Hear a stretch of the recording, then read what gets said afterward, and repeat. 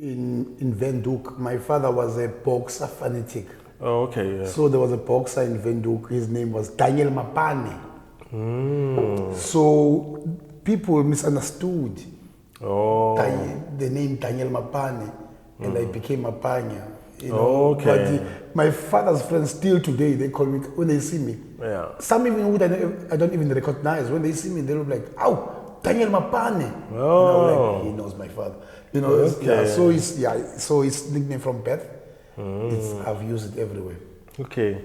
Hey guys, welcome back to Beer Talk with Uncle Letu. Today, Snow Krudman Mapanya. Yeah, and this is a man that has had journeys in life. If you've ever heard of people who have walked journeys in life, about Letu and shit and stuff like that, this guy, Krudman Namokrent. Sharp dog. Sure. No, siyabonga ukuthi ufikile. Yeah, no. Siyabonga ukuthi ufikile. No, I'm happy to be here. So phuza nawe. Every time I think you come to the bar and I'm busy, I'm hosting people and stuff like that, and I'm just smiling at everyone. I don't really have time to have like one-on-ones with everyone, really. Yeah. So you grew up at Cooks. Born and raised. In the 90s.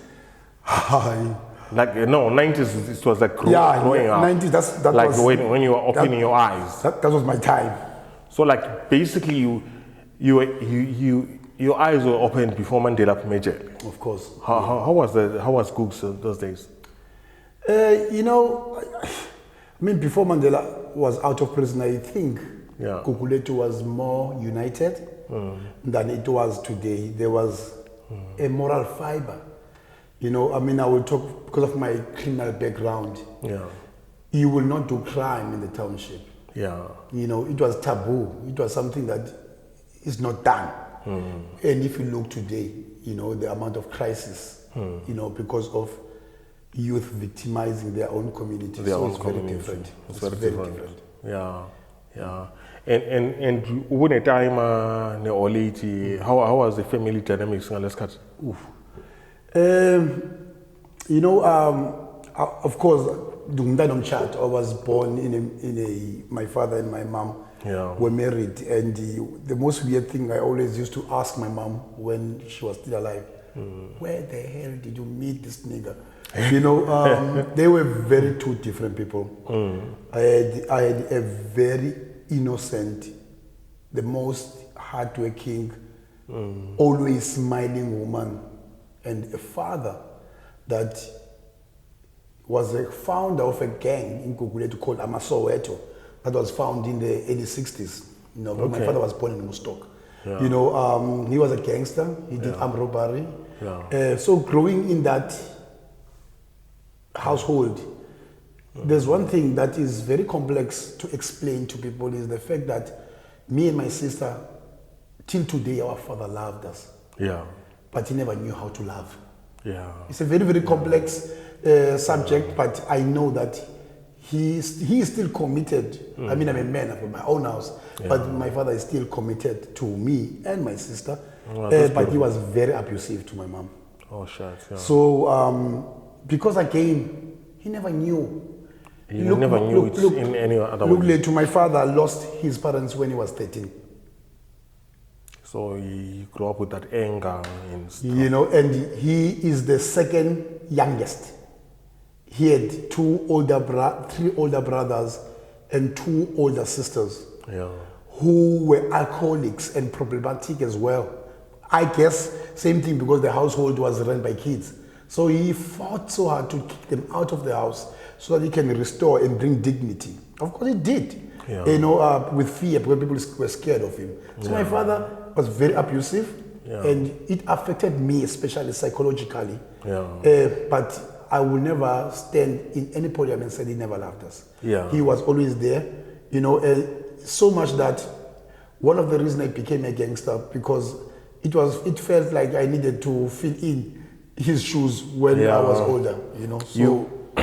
So that his masculinity, you always like were under his shadow. You felt like I have to be stronger. I have to be. And people praised my father.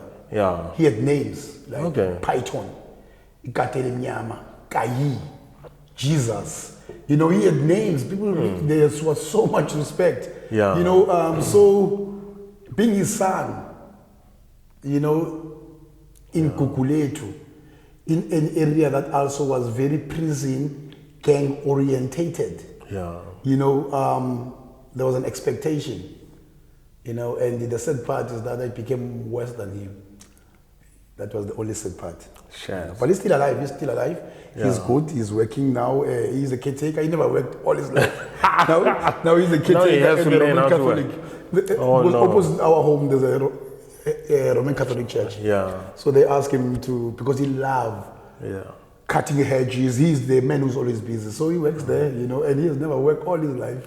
Sure. Yeah. Now in his late 60s, now he's working. And he's having fun, he's enjoying it. He's happy. No, that's cool. I think he's lucky to have you guys coming up, and also probably your journey was shaped so that you understand him and re-nature him. Because sometimes as a kid you have to parent your parents. Yeah, definitely. Definitely. So when from growing up there, where's the school? My first primary was in Gugulethu, called Kolane Primary School. Yeah. And then I moved from Kolane into Inchinga. Inchinga, just next to Mzoli's, where Mzoli's used to be. Yeah. And then because of the gang that erupted around 85, 86 called Insara, Amafela Ndawonye, Amagilti, Amachakaranda, all these gangs, I was living in them. Amafela Ndawonye and Soweto area like that. Okay. And being in Chinga, it was the enemy territory. And I was a boy, I was very young, doing standard 3. But still, I was under threat. So, and also I think I also started a gang when then. To protect yourself, bro. Yeah, we were young killer boys. Yes. Something like that. I think we were young killer boys. Yeah. Yeah, young killer boys. But and then we took a matches. You know, you will burn your skin. YKB, yes. Yeah. We tattooed ourselves, YKB. We used to do that. We used to do that too. But I was a scared boy, so other boys would do that. So but we're not gangsters. We're more like the fashion boys. You write your Nike or Fila. Fila was a big brand during those days and shit and what. Yeah, in the 90s, I remember Fila came in. So so because of my gang orientation, my mom picked up. So I was taken to boarding school. Where? In this St. Matthew in East London. Okay. Yeah. And I became a problem there as well. You know, starting to expose people in marijuana, whom I never smoked in Gugulethu before. But now in the Eastern Cape, suddenly I'm exposed to marijuana and I'm actually selling it in the school. And again, because of that, I was kicked out of school. Yeah. So I couldn't do then my standard 4. Yeah. And then my father's father had 3 wives. Oh yes. Well, it was a man. Yeah, he was 3 wives, and he was a twin. You know, so my aunt Tabawam in the Eastern Cape, she was a principal. Okay. So she volunteered to take me under her umbrella. She was a principal in one of the schools in Forbes Grant in King Williamstown. So she took me under her wing. So I did my standard 4 and my standard 5. And then when I was to do standard 6, I refused to go back to the Eastern Cape. Yeah. So I joined Fezeka High School. Okay. Yeah, Fezeka. I was a Fezeka.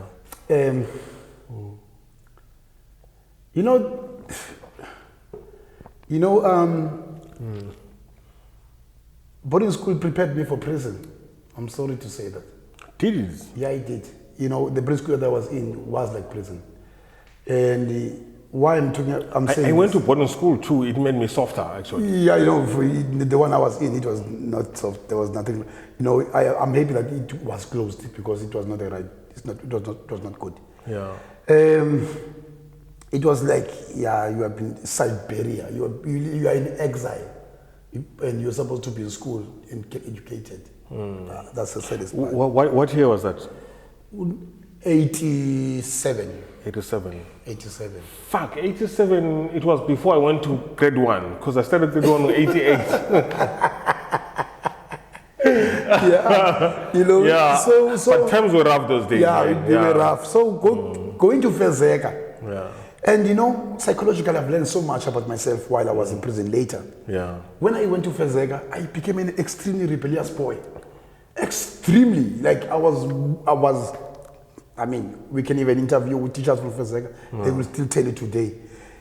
But I later on, while I was in prison, I'm like, why did I become such a problem child in Fezeka? I will tell you why. So, look, I became this rebellious boy at Fezeka, you know.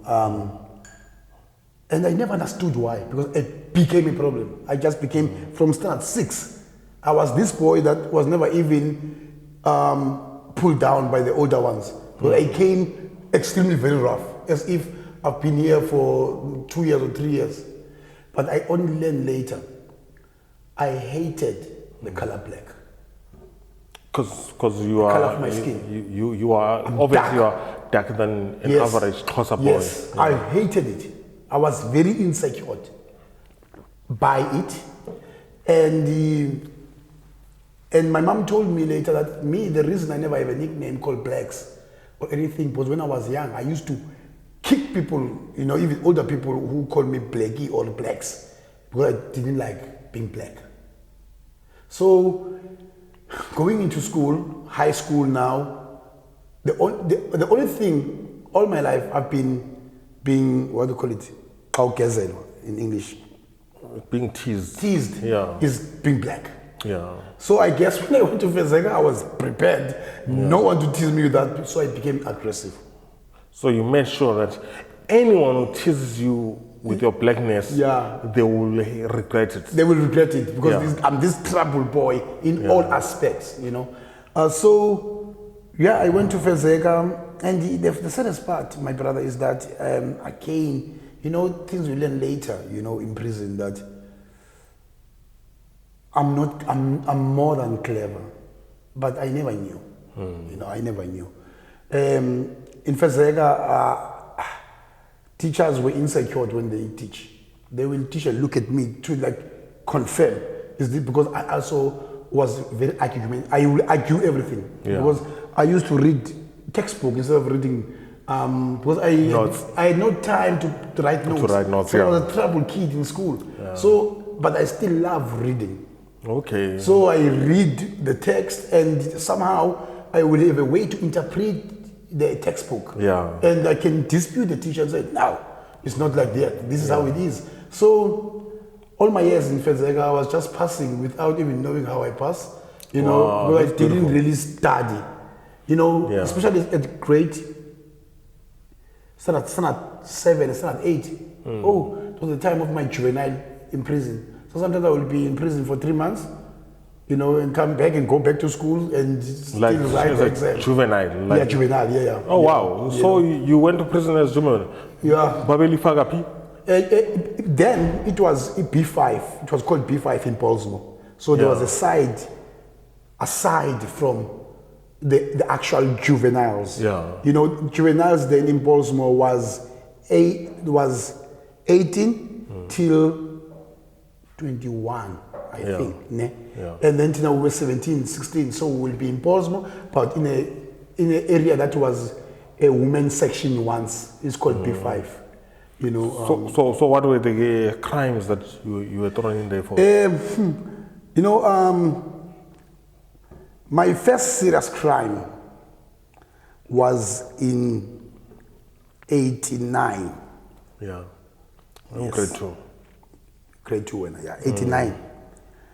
89, because I grew up playing squash at University of Cape Town at UCT. Yeah. You know, from a young boy, from I think around 82, 83. I played squash when I was young. So I know that community like the back of my hand. Okay. And also I'm a boy that my mom always buy bikes for me. So when I had the bike before the BMX, from the chopper. Yeah. From the chopper, I came to Moscow, relay. You know, BMX came later. I already had bikes, you know, so I grew up with bikes. Yeah. So, and then 89, I started to be, in my rebellism, I started to steal bikes. Oh, okay, yeah. At UCT.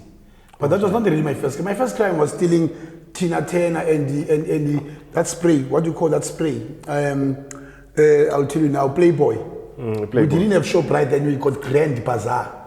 Before ShopRite was converted, Grand Bazaar to ShopRite. So there was also You Are the Fire. It came later, You Are the Fire. But a spray that was popular in the township, it was a Playboy. So we used to steal Playboy, but that was just minor. We never even got arrested. So if they catch us, they would always call our parents. But stealing bikes was when I started to claim my place among criminals. Even the police, Smith, who was a stability that knew me. I would steal 5 bikes a week. And do what with them? Imagine a 16-year-old, 15-year-old boy, 5 bikes a week. My elder cousin brother was working for the municipality. He was selling them to the people who go to the Eastern Cape, the bikes.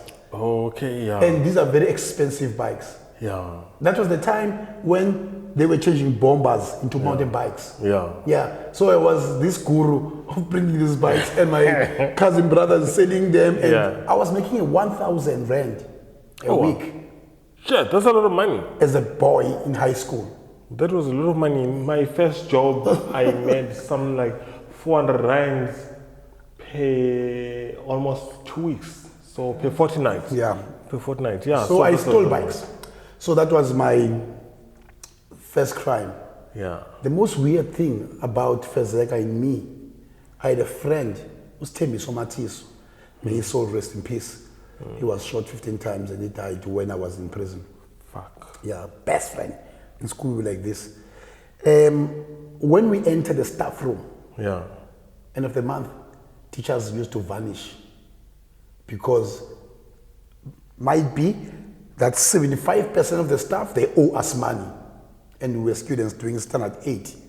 They owe you money how? We sold them stuff, video cameras, computer, every shit we can get hold in our hand. We sold it to them. So they owe us perfumes, I'm telling you everything, jewelry, everything that we can, because at standard 8, I was already on housebreaking, housebuggery, So, we were selling just stuff to the teachers in school.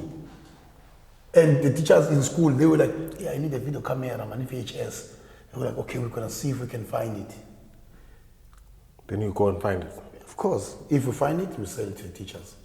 So, Fezeka, the reason, going back to say, boarding school, prepare for prison, it became like prison. Young boys, eKasi cooks that know me, and heard my story in Fezeka, they used to tell me, because when Yizo played, that's when Thabo Mbeki decided to take out TVs in prison because of that film, Prison. That guy who did a tattoo of a prison plan, prison break. Yeah, Prison Break, yeah. That Prison Break and Yizo played the same time. Thabo Mbeki decided this film is going to make inmates escape in prison. So that was taken away. TVs during the week. We would only get TVs on weekends. So I never watched Yizo. So now when I went out of prison, the boys were like, yo, Poopa, because most call me Poopa. Like, yo, Yizo, exactly like you in Fezeka. Because we stole cars. We went with cars, stolen cars in school, with guns in school, How old were you when you stole your first car? The first car I stole, it was me and Brian and Tembali. I think I was 17 or 17, standard 8. What make? It was a Peugeot 404 in Mowbray, Rosebank. Yeah. It was the link. This side was a chemist. There was Kendaki here. There's small street. There's a gum tree, very tall. It's always dark. There's a Kendaki. Yeah. There's a link. It's a pharmacy. There, the Peugeot was standing there. Also, an island, Yeah, of course. How did you open it? With a fish knife. Fish knife? Fish knife, the small fish knife. Yeah, the long one. It was very good, even with Opel Monzas and Opel Kadett at that time. Yeah. What do you call them? Staffness. Fish knife was the best. So you opened the door, not the window? No, we opened the door. You actually figure the door. The door, and it's very easy. Fuck. Yeah, so we used to, before even we send the ama uluguzan, but it came later, which is the aluminium that you will make a tea. You will go to the people who artisans, they will make a tea for you, make it sharp with a grinder. You know, I mean with gold, you break basically your log. But we used to use a fish knife. It was very easy. So night hat, but why was good drive? Because I remember me and my boys, we used to hustle, but we used to hustle almost legally. We used cell phones and shit. And one day we bought a car. Yeah. And we realized we all didn't know how to drive. You know, so that was the thing. Yeah. So, but eventually we did, and we crashed that car in the next few weeks. We didn't have a car, and we sold the remains of it for 7K. Yeah. We drank it all in one night. Yes. That was the kind of shit. But we were hustling legally. No, Temban was our driver, the first car that we ever stole. Who put Temban, man? He's in prison. Up to now? Yeah, I mean, actually today is his birthday. He's 47 years today. Oh, fuck. Yeah, drink to him. Man. Yeah, let's drink to him. Drink to him, yes. Yeah, let's drink to him. Hey, good man, sure, man. How long is he locked in? No, now he's on trial. He just came out of 25 years, actually. He doesn't even have 4 years outside. Yeah, he's back in prison. So Pagat Vele for a further notice? You know, he's Pagat for something. I don't know. I actually don't even know. I mean, today we live in different lifestyle. Yeah. So I heard from his younger brother, you know, when I asked Upi what, you know, he's in prison. Shit. Yeah. That's life. Life in the township. But Naitata le car? Yeah, we took the Peugeot. Actually, we sold it to a guy that still exists in the township, quite big now. Yeah. He had a similar Peugeot. So we sold it to him, you know, for 500 rand. You know?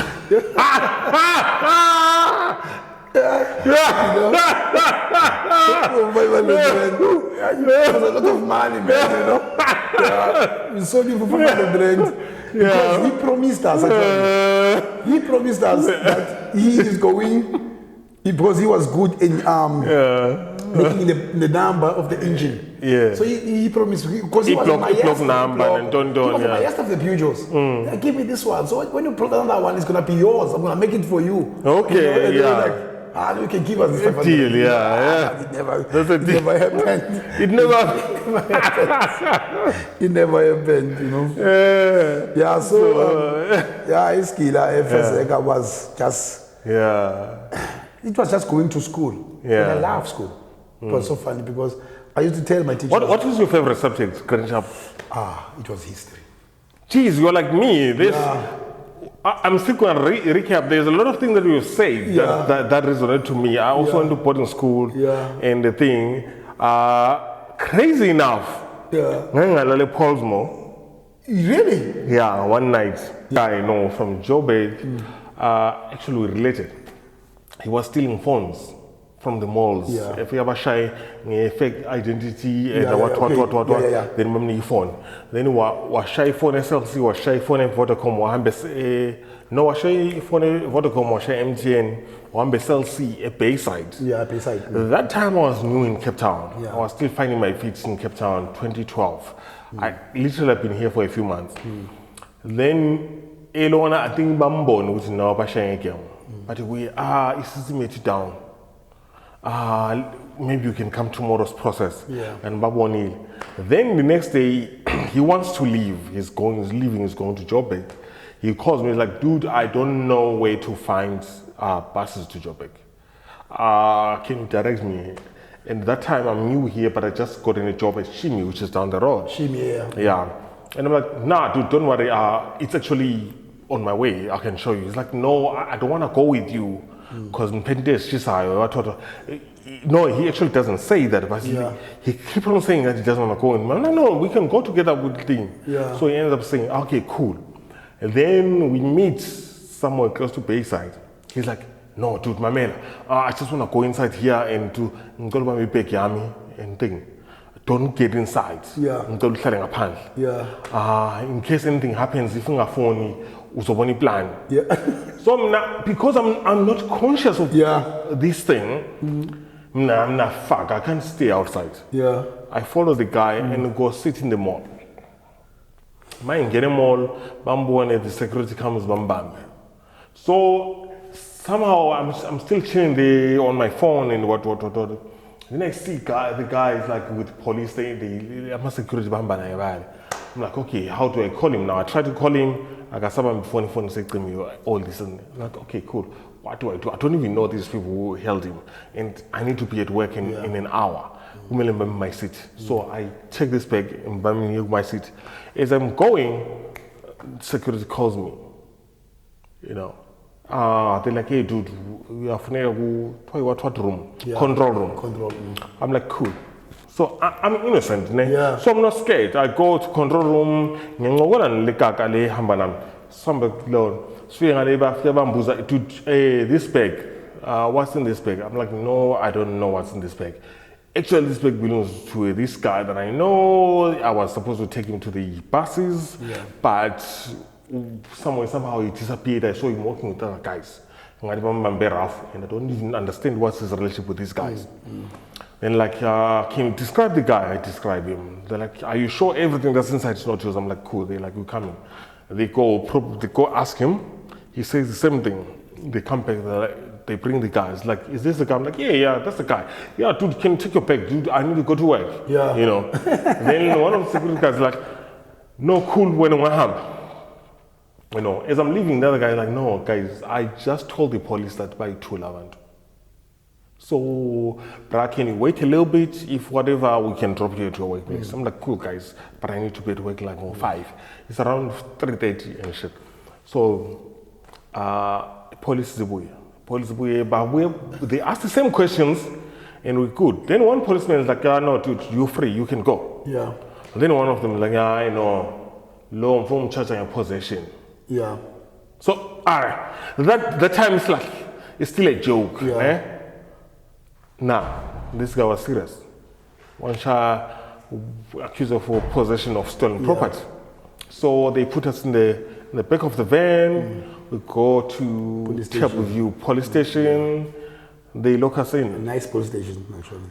Yeah, it was cool. View is very modern. Yeah, we stayed there for a night. So we met this other guy who is a taxi driver, driving Mapela, but he promised a number. That's when I heard of his number. Yeah. Actually, we're gonna talk about the number. Yeah. So he asked us, okay, but how far any? He promised a number or in fact, the number in dawn. Number. So I don't know what I'll protect. I'll take care of you, yeah. I'll take care of you. So some court must feel separated with this guy. But lucky enough, we meet this other guy who's Zulu. Then he connects with me. Yeah. You know, now he's like, okay, cool. Another Zulu speaking guy. Yeah. You know, Naiwe number. Yeah. It's actually not Zulu. He's a Xhosa boy, but he grew up in KZN. Okay. And why jail KZN or joining number KZN. Yeah. Okay. And so yeah. And then he recognizes my tone. He's like, oh, Mfana Zulu. Then we connect. It's like, hey, but for the purpose number, we're like, hey, do that next number. He's like, hey, this guy. Me have nothing. Yeah. This guy's got $600. He's like, okay, cool, but I was with Kenya or Ganjan. This other guy, obviously, is a phone guy. The thing, he knows who Kinyimali, which is literally Kinyimali, we figure up your ass. Yeah. You put the money up your ass. And you roll it so tiny, and then it goes up your ass so that when they search you, they can't find the money, but it goes to jail. Taking it out of there. We can't discuss it here. So, see, Lorna, okay, green shop, okay, cool, but $100. So, we'll protect her. And, hey, man, must feel very a court. Hey, niggas are angry. You know, this other one walks in, so angry, he walks in, he sees the first person, he keeps him without talking to him. And I'm like, okay, motherfuckers, I grew up in the eKasi, I grew up in the township, but I used to fight, you know. I'm quite a big guy. Yeah. You know, and then I wasn't that big. I was tall. Yeah, you were tall. And I did boxing growing up at school, so I can't stand my own. But I'm like, hey, this kind of violence is not my style. Yeah. You know, we have to negotiate, we have to talk and see where we disagree before we fight about it, you know. Yeah. And then this guy talks to these other guys, then and then they start walking here, walking behind one side, and then they talk and then that's all we're hearing.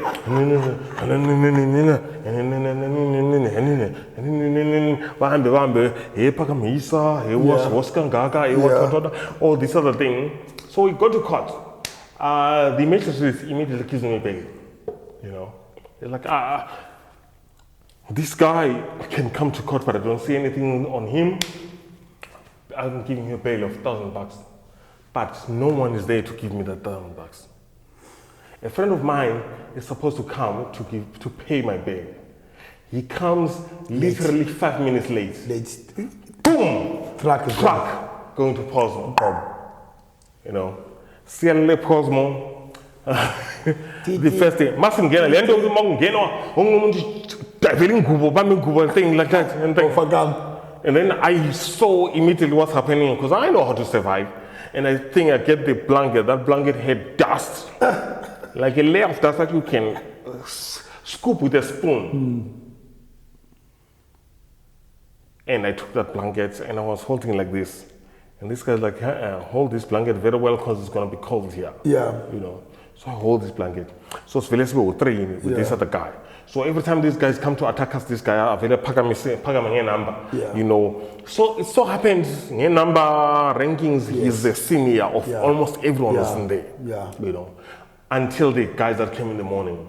The guys that came in the morning, there was this old Madala, was also black. He was like the highest ranking.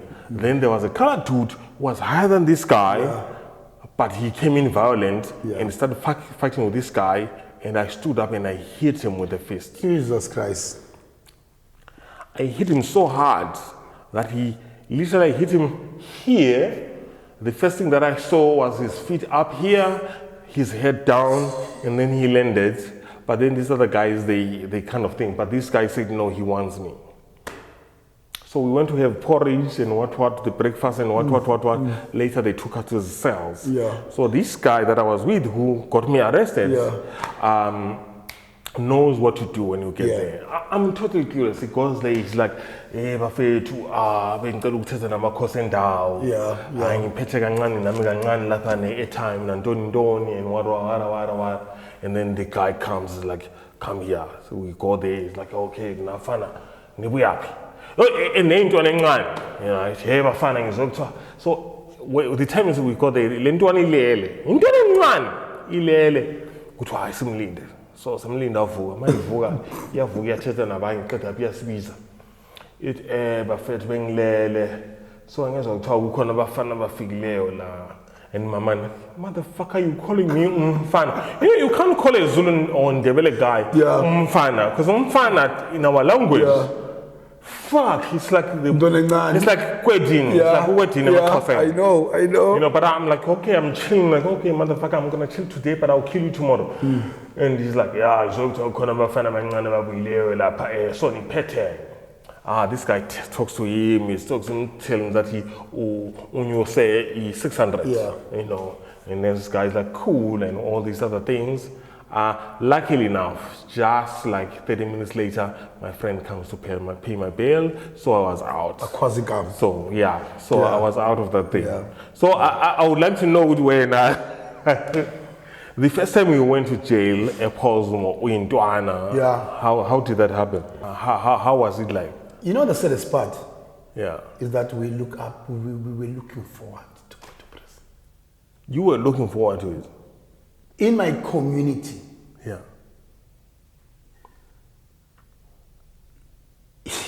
you know, it is very sad. Because I always say, you know, sometimes we shouldn't blame Mama Khaled because we are colored. I don't know why we think we're better than them. No, but everything about us is actually colored. So in my vicinity, remember I said, I grew up in a kind of like, it's one vicinity, but two gang orientation. There's Amasoweto, and then there is Felandawonye. So we grew up actually looking up to people who've been in prison. we will disagree like, Utabani is a general.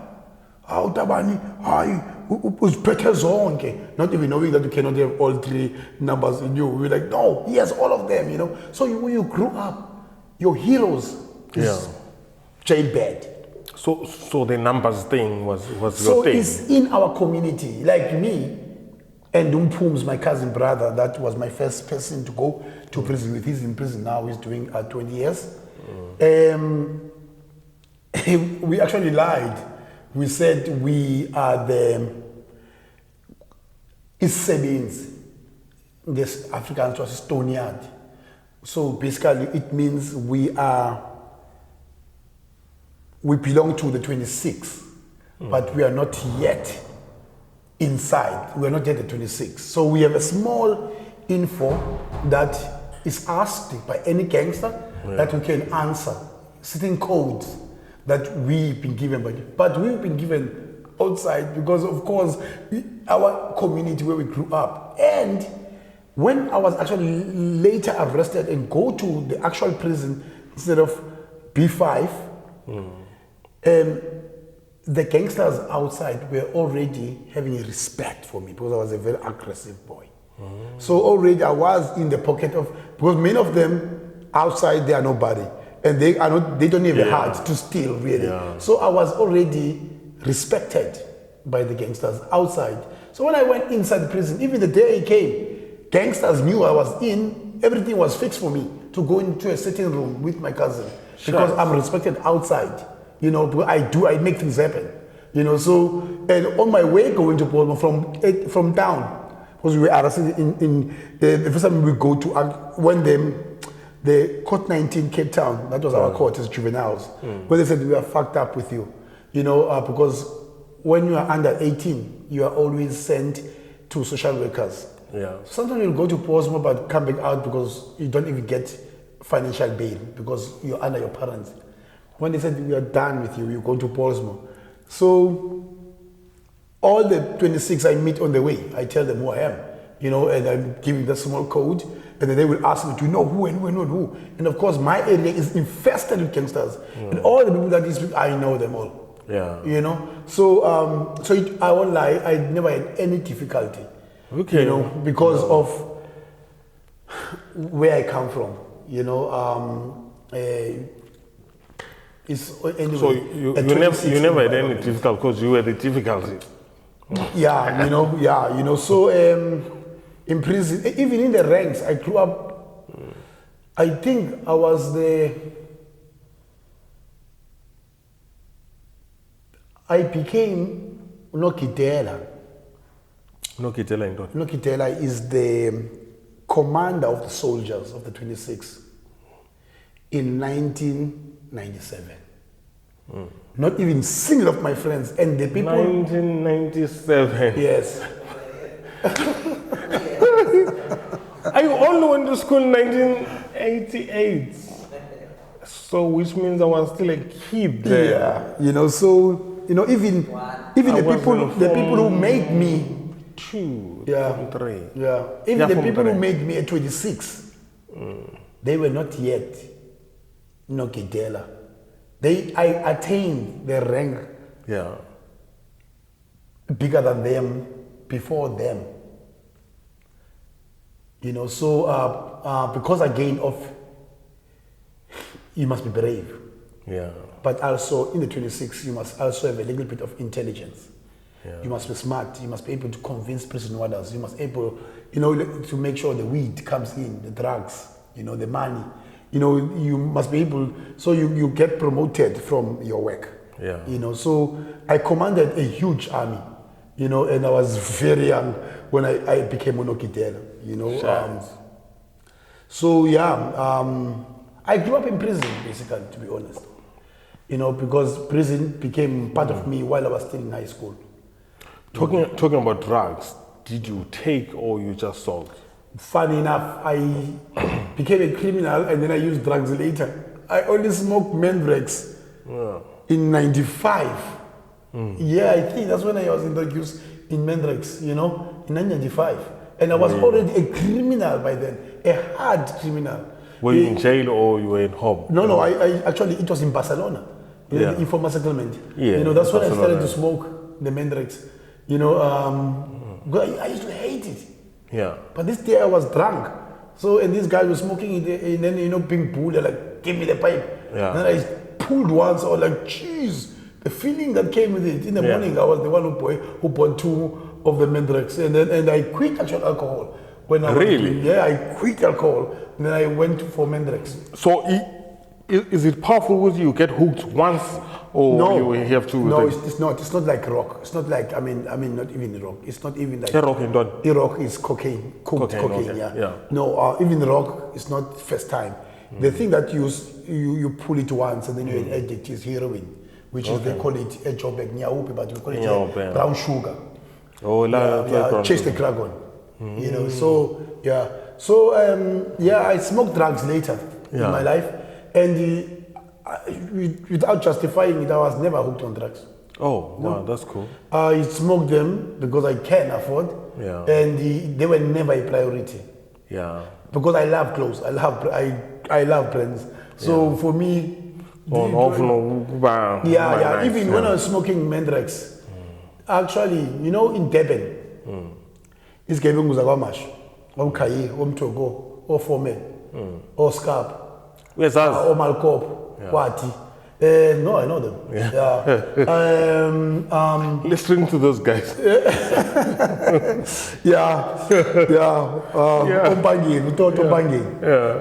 know these guys, or Macarena, Emlaz, or Chuni, Jasikan.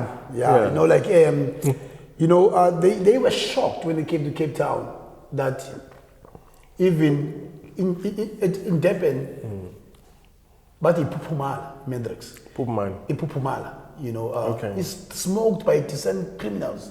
Oh, wow. Yeah, and when they came here, and then they used to be surprised, like township criminals. They call them Scottian Harvard. And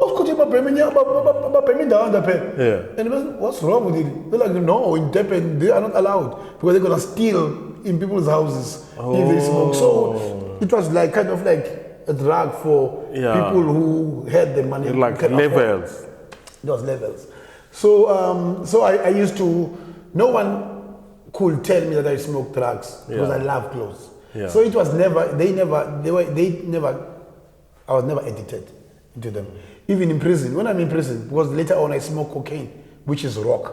Yeah. This thing of now sniffing is very new among black people. They don't know that shit. We used to smoke it with a glass pipe, call it bonsai. This one now is a very new thing. So even when you go to prison, of course they are there. Me, my girlfriend give me money and smokes drugs in prison. I'm like, fuck no. So I was, whenever I'm in prison, I stop drugs. So your girlfriend was bringing you money in prison? Yeah.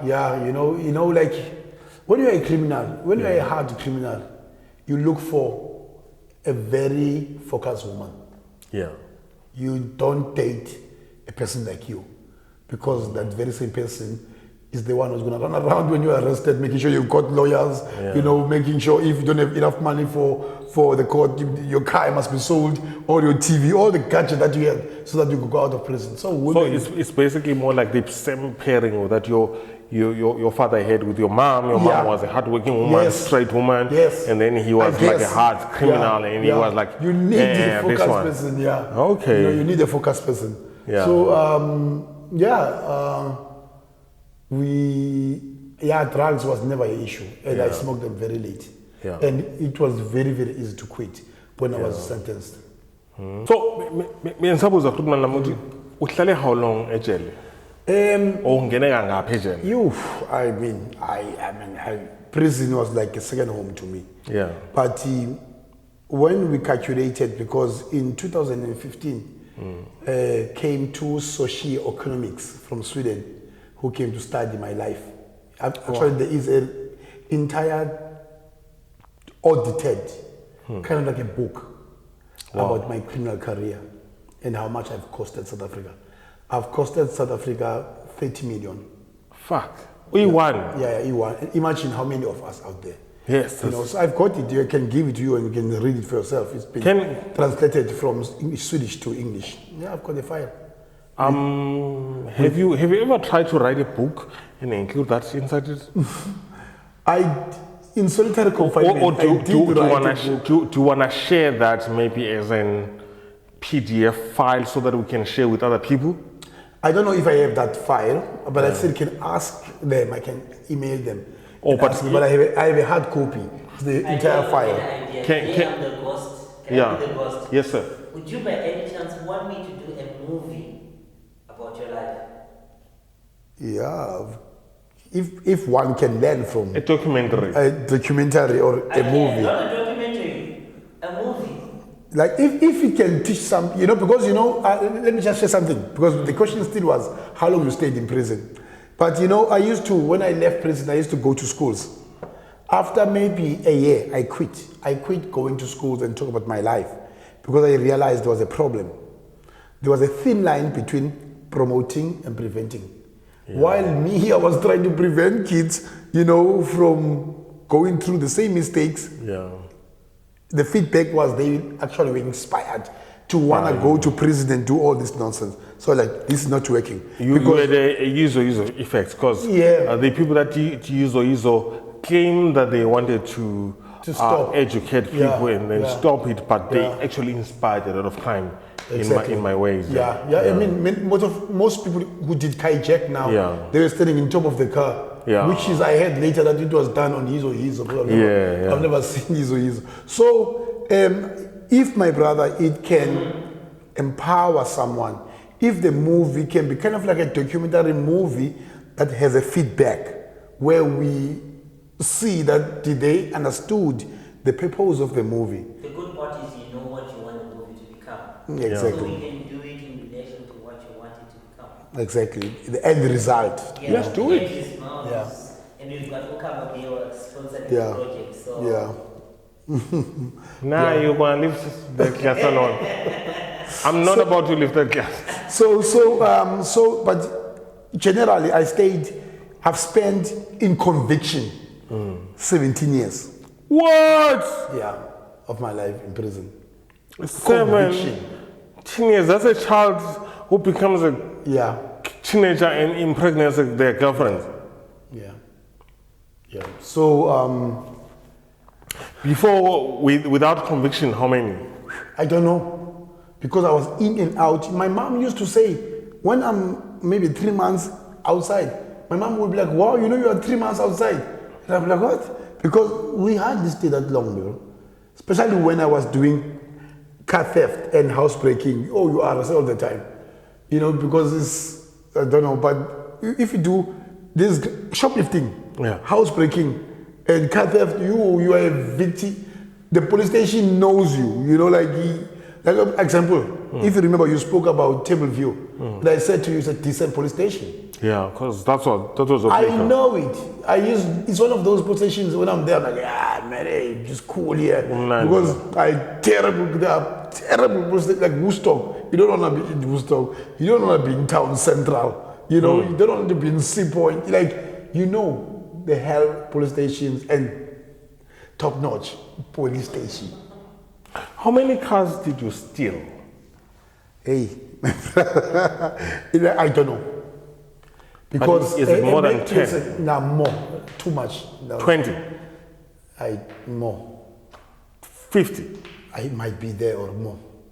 We stole cars. Remember, I stole and I hijacked. There was a time.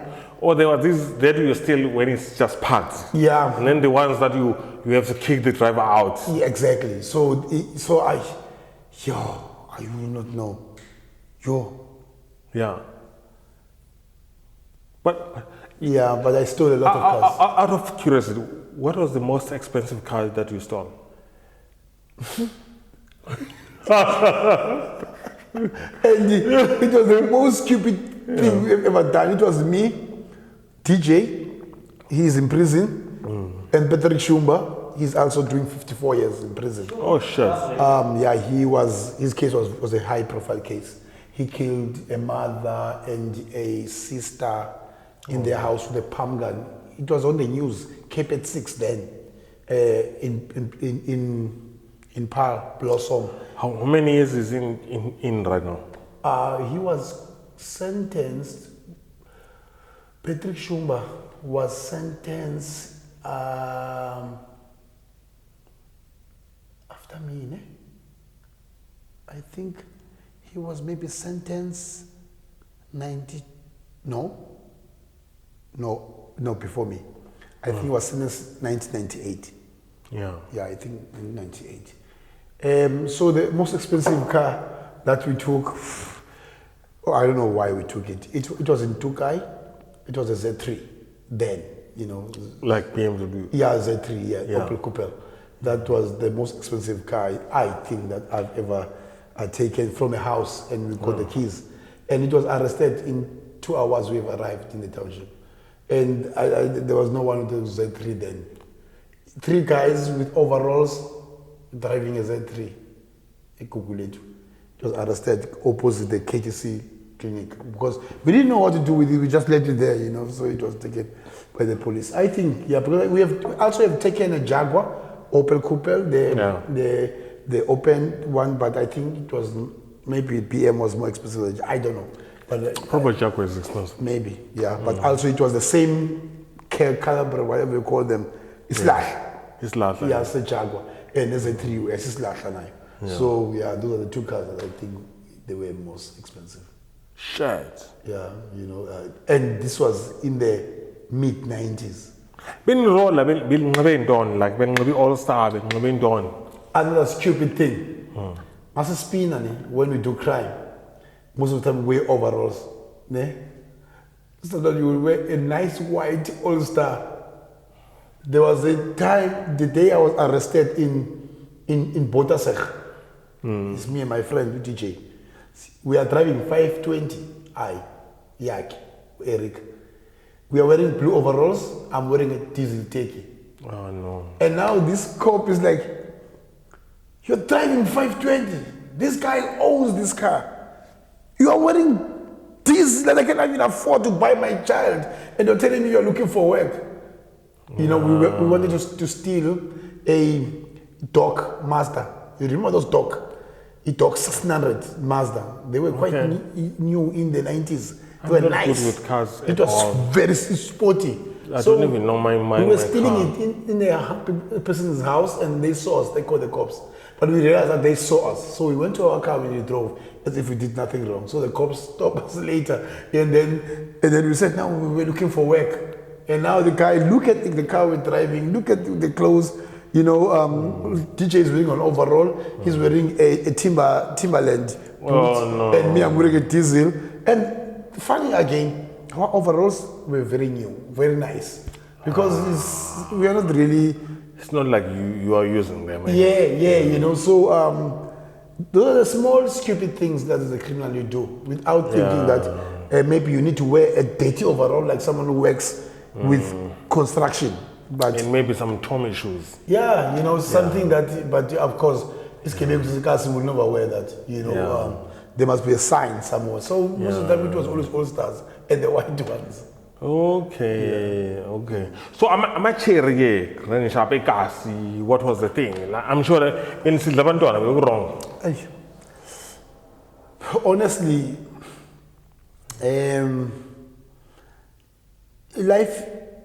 township life is twisted. In a clean English, it's fucked up. Yeah, it's fucked up. Because girls want to be in your space. Yeah. They want to be associated, I guess, for whatever it attracts. Women sometimes are weird people. They can be attracted to weird stuff. Yeah. But, girls. I was, as much that time, I was really loyal that time. Yeah. To Bianca. She's got colored blood in her. Okay. So you can imagine she is very light complexion. Can we drink to Usus Bianca? Bianca, hey. With her life. For Bianca, for Sis Bianca. Maya Anki. Yeah. So Bianca, and also the sad part about her, she grew up in a shibin. Oh, those old shibins where it's Quebec was a Teben. Yeah. When they arrive in Cape Town, Bafigela Kon. So she grew up, her mom was just having a shebang, no, but she somehow, all the ladies that do shoplifting, and these guys from Josie and Teguin, when they came to Cape Town, they live at her home. So she was orientated a lot in crime activities, you know, and she was beautiful, my brother. Yeah. I remember in prison, some people, they were like, man, when you hold this woman at hostage, you know, because they're like, you and her, you know, like, I mean, bro, this brother, yeah, yeah. I'm not saying anything. Okay. So, I'm the second most handsome man on earth. So the criminals will, in prison, it's criminals, but they were like, when they see her on the visit, because when you go to the visit, they could see who am I sitting with. So those who doesn't know Bianca, they'll be like, okay, you are holding this by a gun. I'm like, she is my woman. We grew up together, and she was beautiful. You know, she was Miss Langa High School. She was number 3 Miss Cape Town. You know, I'm talking about the beautiful woman because her mother, her granny was colored, and you know the mix. And I think from her father's side, because she was very light, and she did blonde when blonde was not a thing. You know, 90s Bianca would do a blonde. You know, so as much as I was dating a lot, but every woman knew. It would be like, Mapanya no ka Bianca, or Bianca no ka Mapanya. You know, that was that kind of a relationship, you know. And she was very, very loyal to me, you know. But around her, and again, she accepted the fact that she's the queen, there will be takeaways, and nothing can be done about it. It's not only me, there's a lot of us. And these girls accepted us that way, you know, and because also they wanted to be associated in that space. It was the power, I guess. You guys had the power. Yeah. You are right. You seduced them with the power. Yeah, it was the power thing, you know. You walk into that space, exactly. You know, like even girls, you know, and it was so funny because I felt also Bianca was a leader in the girls, as much as I was a leader this side, but I would say that she carries a lot of command, but she was a very, very stubborn woman. On the other side as well, you know, and I loved her. So you had to Bianca, and you said, luckily, you never killed for Bianca. It was lucky. I'm so happy that I've never killed someone because the way we were and the way I love her. You know, I think it was not only love, you know. It was also power. I think owning her, like the control, like the thing. Because Bianca introduced friends. You know, she introduced friends. You know, so and it's so funny because I was very young to have this kind of possessive over a woman, you know, but I think it comes with the territory as well. I think, when you run the territory, obviously you attach the territory to your ego, to the woman that you're sleeping with, and all these things, So there was this one old gang from Galanga, Brajo, who was a senior to crime, way far than me, and I was on trial. And Bianca used to come and visit me. And this guy was actually convicted. And he was cleaning in front at the reception where people who are going to go to visits wait. You know? And now this guy always tried to talk to Bianca. And Bianca is telling me this. You know, that, hey, this guy is bothering me there in front. But I can do nothing. Because he's on the other side, I'm on the other side. And he was released while I was still on trial.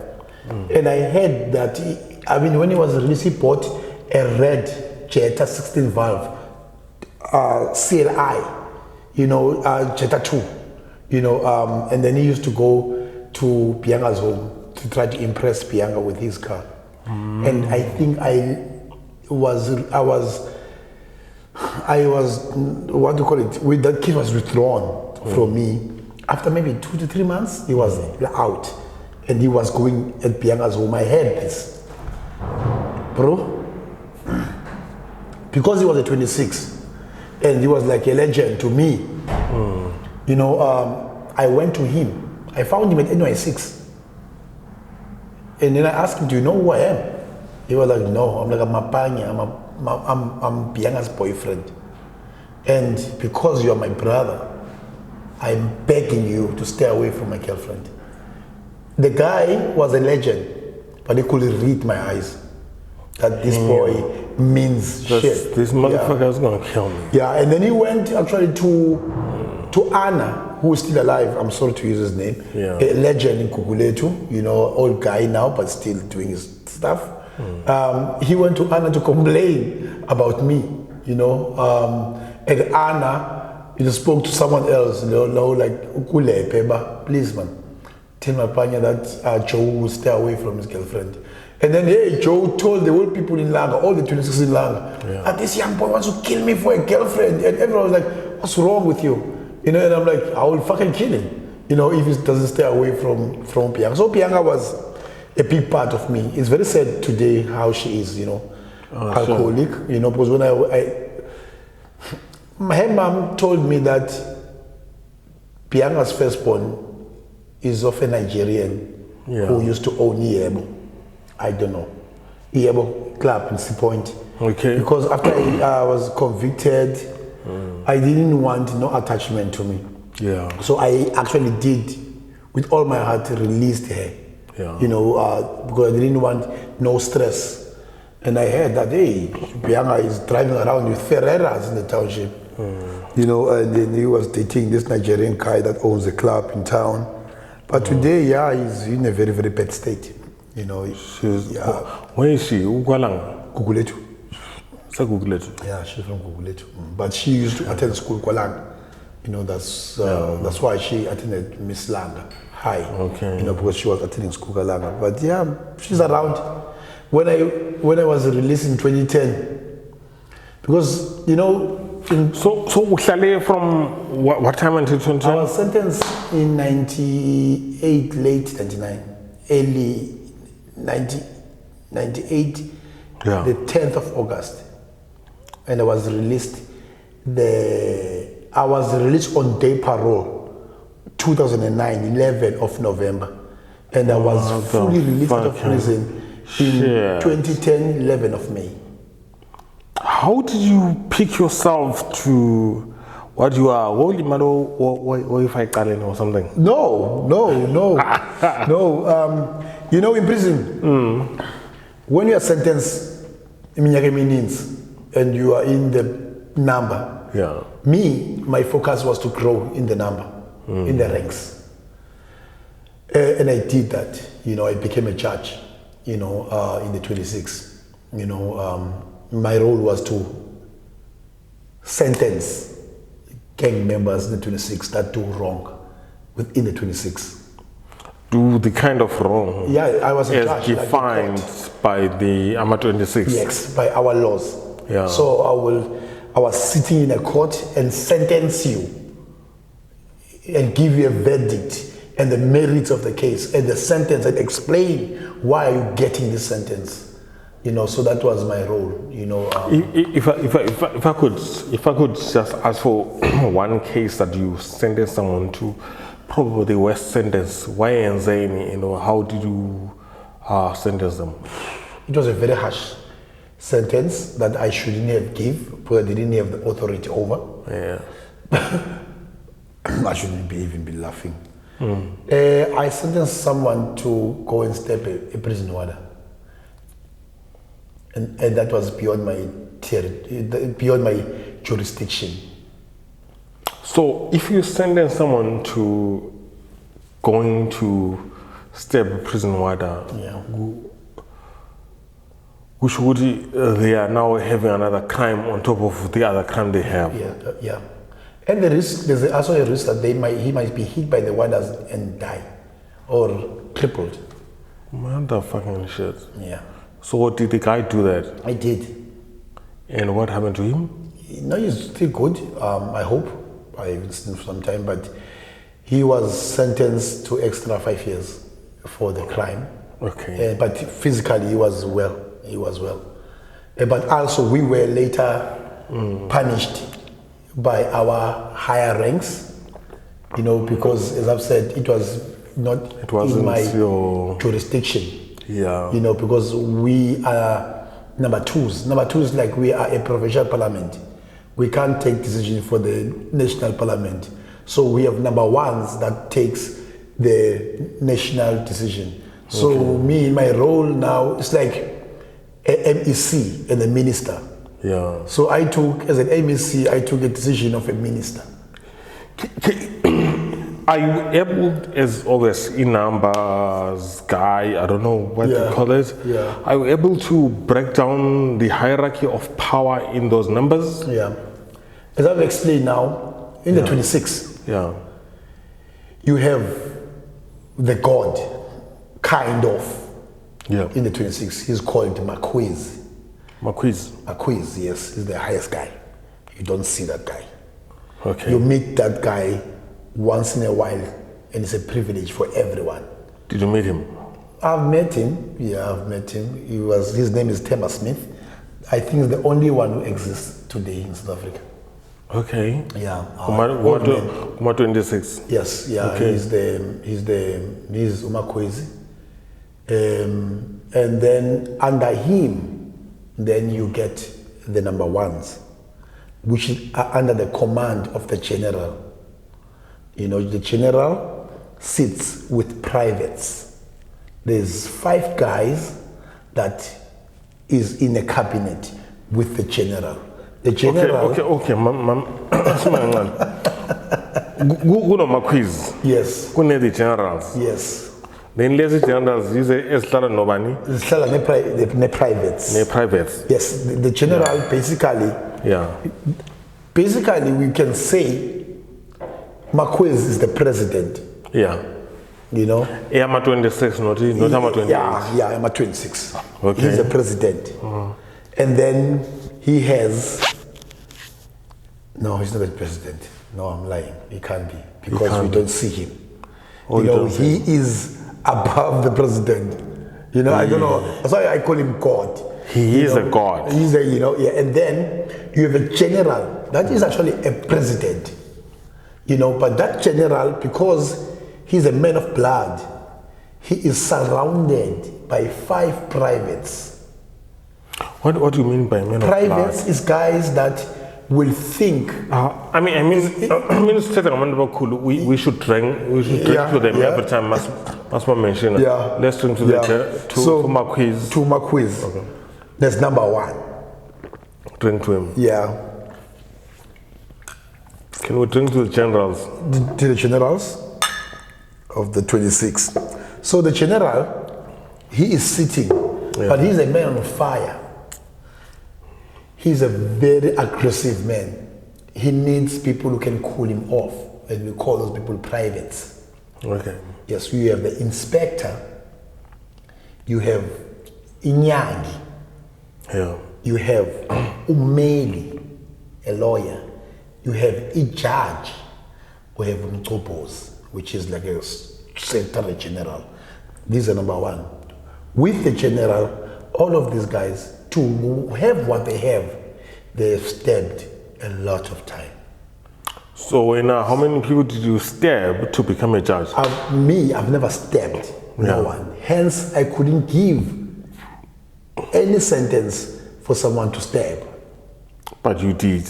I did, because I report to the judge number 1, because I'm working towards him. Okay. So I'm sitting in a provincial parliament, which is called the number 2s. So our ranks is actually 8 ranks. The number 1s, they've got 12 ranks. Together, us with them, we become what we call Shumilambili. Shumilambili, 12. Lamadod, yes. The Africans, 12 Penta. More like the disciples. Yes, kind of. We are the disciples. Different platforms, and we make different decisions. We take internal decision. They take internal and external decisions, especially when it comes to blood. Yeah. And now we were in Baltimore, and there was no number one, and something needed to be done. You know. So why was there no number one in Portsmouth? Is it because number one were in jail? There were other prisons, and in prison like Portsmouth, they always chase number ones away. Okay. Because of already Portsmouth is a very gang-infested prison. So to have number ones, it brings always problems. So in number ones, there will be? There will be Dragonstein, Yellowstone, Voorburg, or outside the province. Most of the time, they like to take number ones to Joburg. Sunset. Yeah, because Joburg is not very effective in the number. Okay. It's not like Durban, PE. Durban, PE, Cape Town, these are the most problematic areas. When it comes, that still holds on very strongly into the number, you know. So they will move them away because there no one really observe. So that they neutralize them. They kind of neutralize them, yeah. So I took that decision, and the guy had to go because we were the ones in charge. We were the top. There was no other one beyond us. No one will say no. No, he was in there. I met Tema Smith in PE, in this prison called St. Albans. So, okay, St. Albans. Yeah. So I've sent someone out to. It was the harshest sentence I've ever given. So did the guy went on to step a... And because we all were not experiencing what we were doing, we even did it the wrong way. Because when a prisoner steps a prison warder, you measure what you want him to do. So you are told, you're gonna step Uletu Engalwin one time. Because the intention is never to kill the warder or to do anything, but there's a message across that has been sent. We just told him to go out, and then this guy, Arms, his name is a colored, he stabbed the prisoner almost to death. You know, so we were also harshly sentenced. But I got found? No, he retired after that. Okay. And he was not that old to retire, but he was like, I'm done with this life. So we did something very, very bad that in the long run we had to take responsibility for. So we were also sentenced for what we did. You asked them to sentence you? No, we were sentenced by our higher ranks. Okay. Yeah, I was sentenced when I was in Yellowstone. And what was the sentence? My sentence was, I'm not going to be active for the entire year. Yeah. So I wasn't active, I had no say. You know, everything I was told, and then I would, even if it's nonsense, I was, it's cool. You know, they took away kind of like power from me. Okay. You know, that was the sentence that I was given. Others were given different sentences. Others, they were given sentence to stab, not prison warders. Because but how does the admin work in these whole numbers? Let's say they sentence you, but maybe you are 2 months away from Upuma, maybe you watch at Durban or you watch at Joburg. How does the circle of 26 know? Yeah, is there a document written? We say, okay, Mapanya, on a certain day, when's the ganje, what? Yes. There are documents? Yes. Shared? Yes. So it's a very well administered organization. It's philosophical, actually. It's more than, I always compare it to a Bible. When I saw it at Portsmouth, it looks more spiritual, not just it's a sect. It's a sect. It's a cult. It's a cult, yeah. It's a complete cult. Yeah. It's a cult. Yeah. Because I can challenge you now. Every year, check the news in December. Most prison, it's either the prisoners stab each other or the prisoner will stab a prison warder, or there's going to be something with blood in South African prisons every December. And you ask yourself, why? It's an occult. And even the way you are recruited into a gang, when you are recruited, the whole, like stepping a member it's actually a sacrifice. There's blood of a member is a goat. A member of the numbers or No, the member of the prison, prison warders? The prison warder, I want to say the member.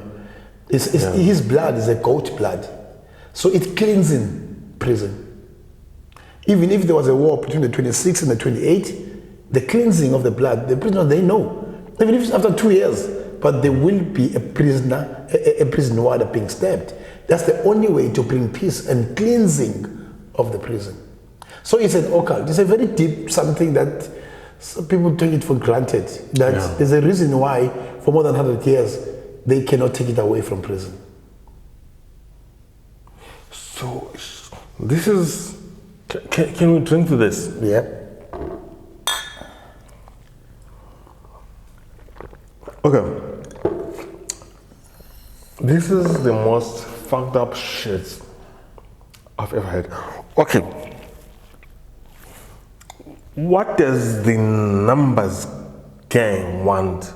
Do they want freedom from the numbers one day? No.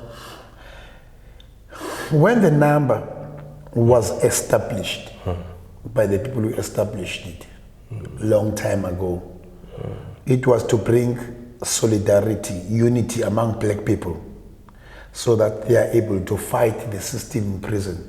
Because remember, the apartheid was not only outside, it was also inside. So the philosophy behind it was meant then for people to be united against the enemy. Yes. After years, unfortunately, it iphumukile from the rightful people who were meant to make it a political tool into a gang tool. So now it's different from what they used to stand for. Now it's about drugs, power, and money. It's just money for a small number of people. It's money, you know, like because prison is the world. Because drugs, I mean, I'll say this thing, this will go down as unpopular as possible. And I'm happy that I'm drunk because I can use that as an excuse. Black people have no power to bring drugs into South Africa. Black people have no power to bring drugs into South Africa. So, especially if these drugs are coming from overseas, which is anything that's not manufactured in South Africa, black people are not. They are not in the top of the chain. Yes. So it's actually. So would you say that the numbers gang that was supposed to fight apartheid or fight white supremacy was infiltrated by the same white supremacists that we're talking about? You know, you can check your phone. No, I wanted to shoot off. There was nothing. That's a critical question. No, because the gangs, the drugs are still not coming. Into the continent, should I say, with the black people. Because if they are to come, you will need either an aircraft or a ship. I don't know any black person that owns a ship or an aircraft. You know those logistics. No, the reason I'm saying it's a critical question because of the argument that I used to have with the prison officials, like the hierarchy in prison. I used to tell them that you guys, we think as the gangsters we are in control, but we are not in control. You guys are in control, but you guys, as much as we're in control, you are also not in control of us. Because sometimes you don't know what we're going to do, but you approve this because this helps you to communicate. Because I'll make an example for you. A minister of prisons will go to prison when there's a problem. And the minister of prison in my time was Balfour Ngconde. I've met him several times. He even took pictures with me when I passed when I met in prison. Oh, sure. Balfour Ngconde. I had his number for out loud because I was a problem child, of course, in prison. So when he comes to prison, there's a problem. Balfour Ngconde doesn't want the head of the prison. he instructed the head of the prison to call the representative of the 28, the 27, and the 26. So the system recognized these people. And these people are not going to be called into a prison cell. Yeah. They're going to be called into a conference. There's going to be coffee for them and biscuits. They will sit where politicians sit. And they will be asked, what's wrong, guys? In Stillwater. Eh? In Stillwater and Blue. Yeah. I've been in that platform for many times. Evolve. Yeah, you know, they will be asked, what's wrong? And then we will explain. We are not happy with 1, 2, 3, 4, 5. Actually, me, Mapanya Sogoni, you can find me still in the system. I'm the first inmate to invite public protector in prison. Who was the public protector then? It was the same woman, the one who left. But of course, she never came, but the public protector representative came. Yeah, because of the amount of the inequality and the unjust of one prison in Cape Town called Gangsterism. Gangsterism. Yeah. It's a fucked up prison. Is it worse than Posmo? Posmo is worse with gangsterism. That one is worse with prison warders being gangsters. And prison warders not adhering to the law of the country. So when you have been in prisons outside Cape Town, and you see how many rights inmates have, and then you go to Gangsterism, you start to realize there's something not right here. Yep. So, Letu, the most stupid thing they did is, I've told them many times, because they invite me all the time to come and inspire inmates. I always tell them, I always turn around and look at the officials, and I will say, the most stupid thing you have done with me was to allow me to go to the library every day. Yeah. That was the dumbest thing. Because they remember I was there to be broken down psychologically. And now I have no one to talk to but the books. The books. My brother, if I'm telling you that I've read almost all the fiction books that in the library, I'm not lying to you. Because there was nothing else that I could do. So I will compete with myself. Yeah. I will take just a 1,000-page book just because I can and tell myself I'm going to read it the whole day. I'm going to finish it today. You know, just because that's the competition I'm giving. I'm challenging myself further. I've read so much fiction that I started to have a challenge of looking at fiction as the power behind the writing. I'm like, but wow, these guys, I could read about, I love espionage. You know, the CIA, KGB, when they run around in Black Forest in Switzerland, and I will see it. You know, like I will be in the 1940-something when there's a Cold War. Matlock paper type of stories. Yeah, you know, so now, like, you know, I started to like, how are these people thinking who write and depict the stories for us to see? Then that forced me to go to biographies. I was like, okay, I'm done with fiction. Then I'm going to biography. Okay. So whose biography really shaped your journey or really gave you a perspective of where you are right now? You know, because I never knew about biographies, but I just wanted something meaningful. So I went to biographies. Yeah. And I remember the first biography I read was Oliver Tambo's biography. I just forgot the name of the book, but it was about Oliver Tambo. Yeah. And I also read, the second one was Sisulu. I think the one with Sisulu and his wife, that was written by their daughter-in-law, Elena Sisulu, who was... I don't know who wrote it, Zimbabwean but I woman. think it was both her, they were both of them. I've got the book, I've got the book, yeah. So I've read these books, and it's so funny because I was not even ANC orientated. I was, you know, criminals are always PAC orientated, kind of. But these were the books that were exposed, I was exposed to. but these books led me to philosophy. Yeah. I started to read the work of Aristotle. I started to read the work of Socrates. Socrates, yeah. Yeah, I started to read the work of Confucius, Ferguson.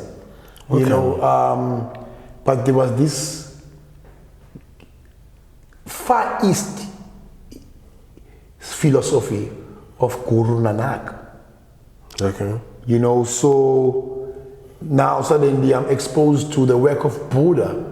You know, things that I never knew exist. You know, I mean Buddha, I know with Jackie Chan and karate stuff. Yeah. You know, now I started now to get exposed to these books, and now they forced me to go to anthropology. You know, I got exposed to theosophy. You know, and bear in mind, I never knew this work existed. This also shaped me now to take the power away from everyone, from the gangsters, from the prison warders, to everyone. Then and then I lived in my bubble.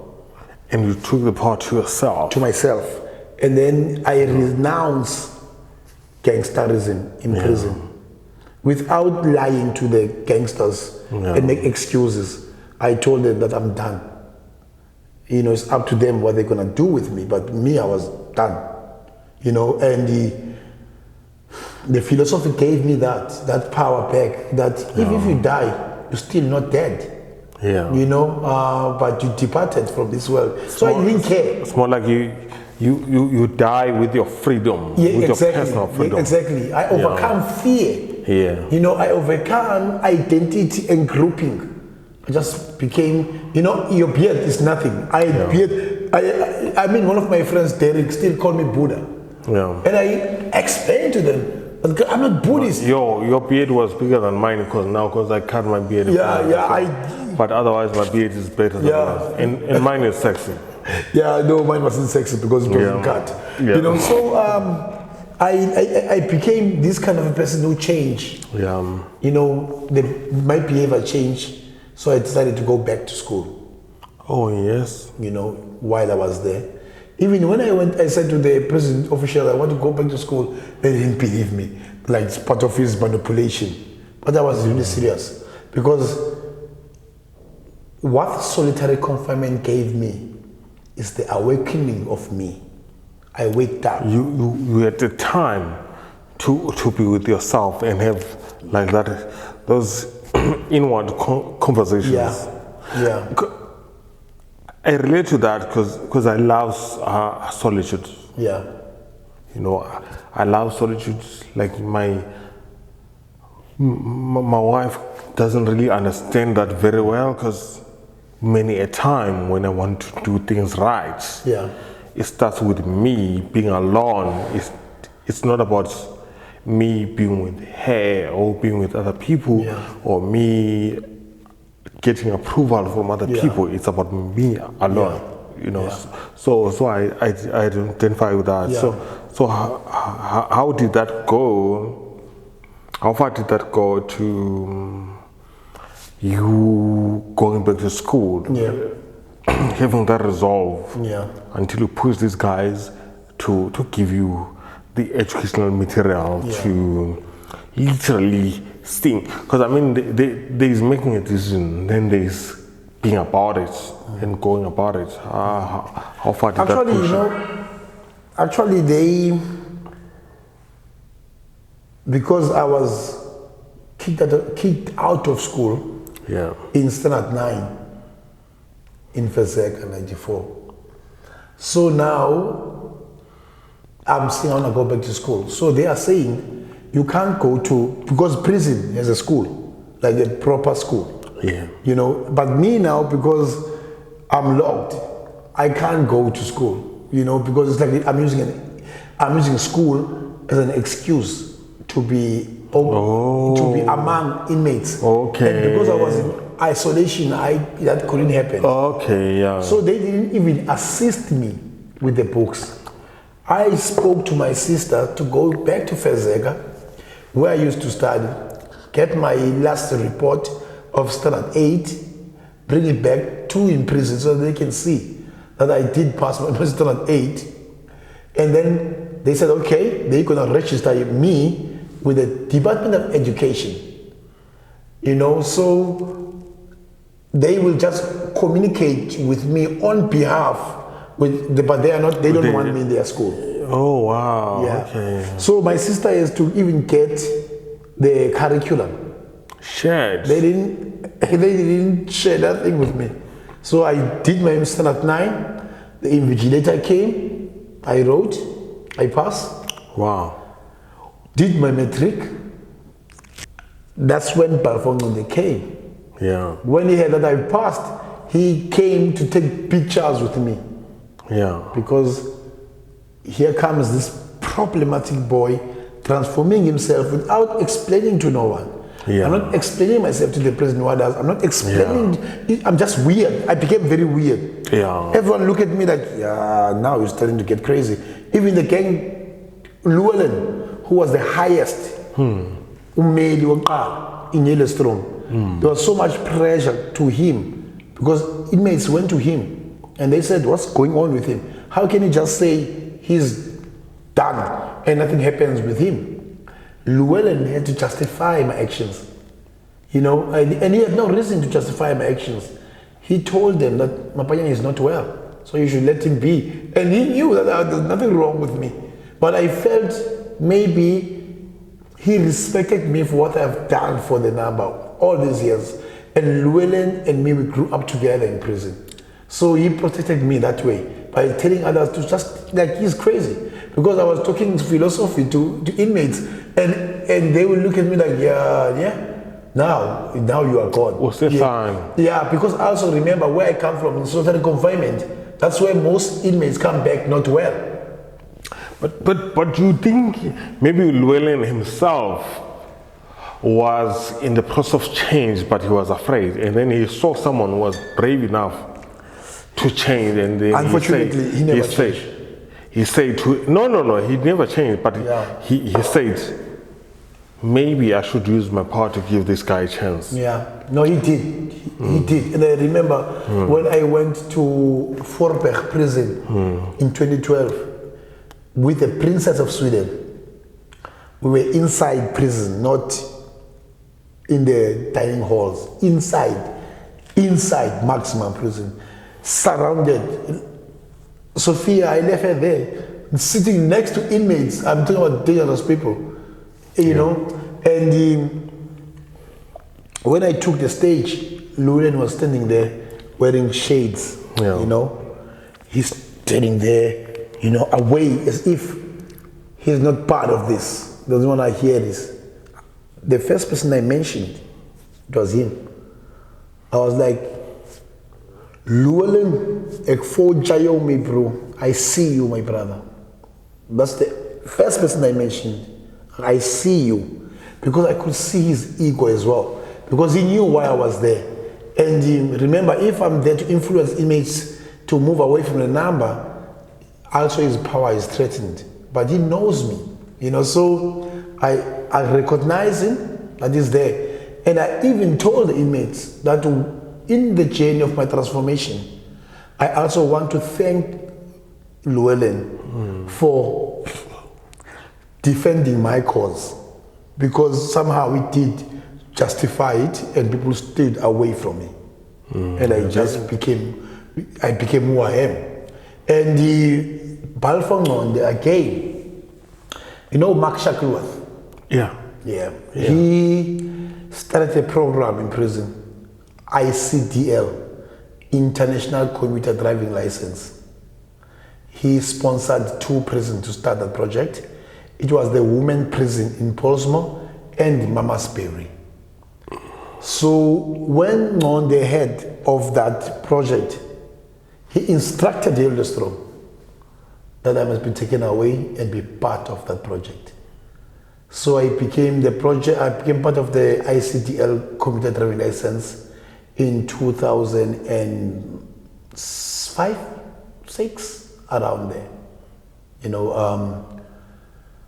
and it being taken to Mamasbury. Mamasbury ain't no prison. It's not a prison. It's like UWC, student residential area. It's a rest. It's not like if I can close your eyes and take you inside Mama's Berry and open your eyes just in the exercise in the sports field and ask you where you are. Your first word thinking will be Mama's student reds. You know, it's a beautiful prison meant to transform. Meant to rehabilitate. Yeah, because remember, other prisons were not meant for that. For that. Mama's Berry and Kalagabusha in Durban, they were built differently. You know, in Mama's Berry, there is no prison warder with a baiting. Okay. There's no shields. Okay. There's no keys. Because everything is electronically. Okay. You know, like, there's no noise with that key. You've heard I know that. You've heard that key, you know? Yeah, exactly. There's nothing. I know, It's like you can go there and it's like, Mark November, open the gate, then they see you in the camera, you're an image, you go in. Okay. You've got intranet. Of course, we didn't have internet, but you got intranet in prison. You know, it's like, so I was taken to that prison.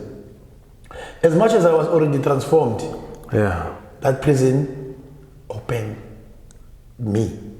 They said, Mapanya, now you are not in prison, and take that opportunity.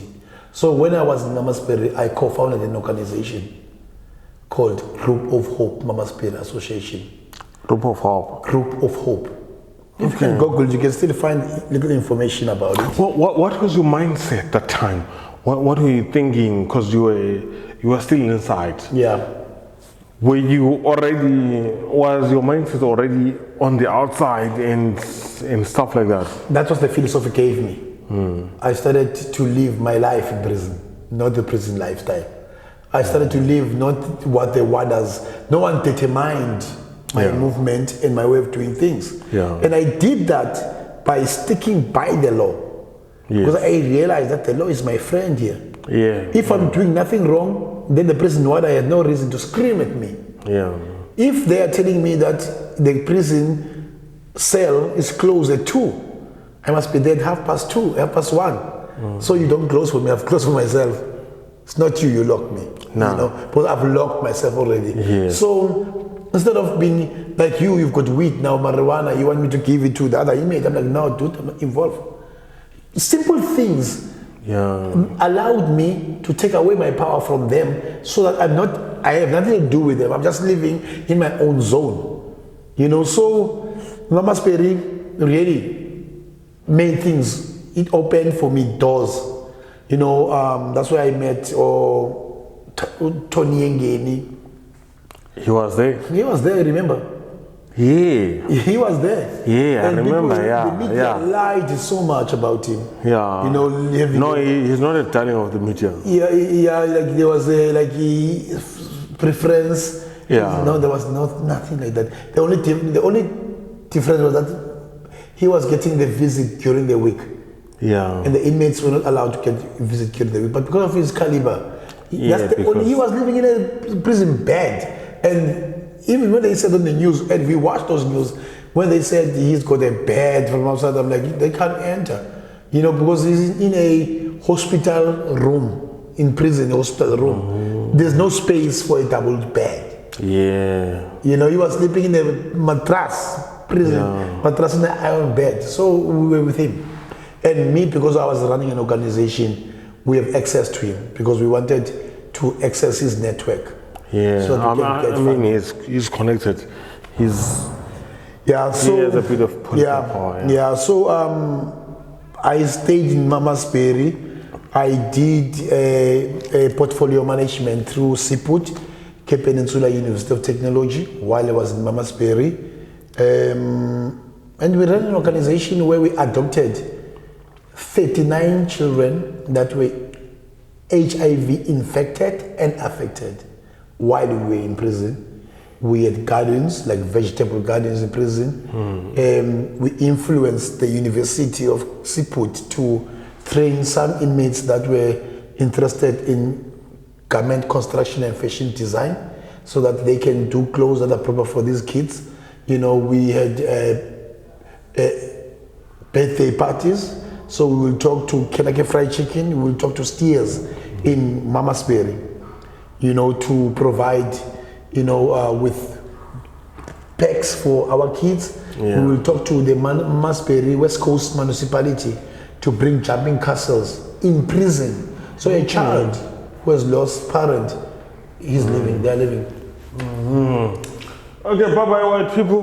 Let's go. So the child that is now has no kid, no parents, we will make her birthday in prison to be like any other birthday outside. Oh wow. You know, we also did some blankets for grannies. Yeah. You know, it was a big project that we did. Yeah. And now I co-founded it with another guy. He's in Joburg now, doing very well, called Sani Kalada. You know, and again, to answer your question, when I was there, I was like, now I'm enlightened. You know, I'm on another level of thinking. I see the impact I had outside, how many I've inspired to go to crime. And the argument with me, Carl, actually, we were like, because he was doing engineering, he was an engineer. He's an engineer. He was like, hey, now we are educated, we see different. How can we give back to the community?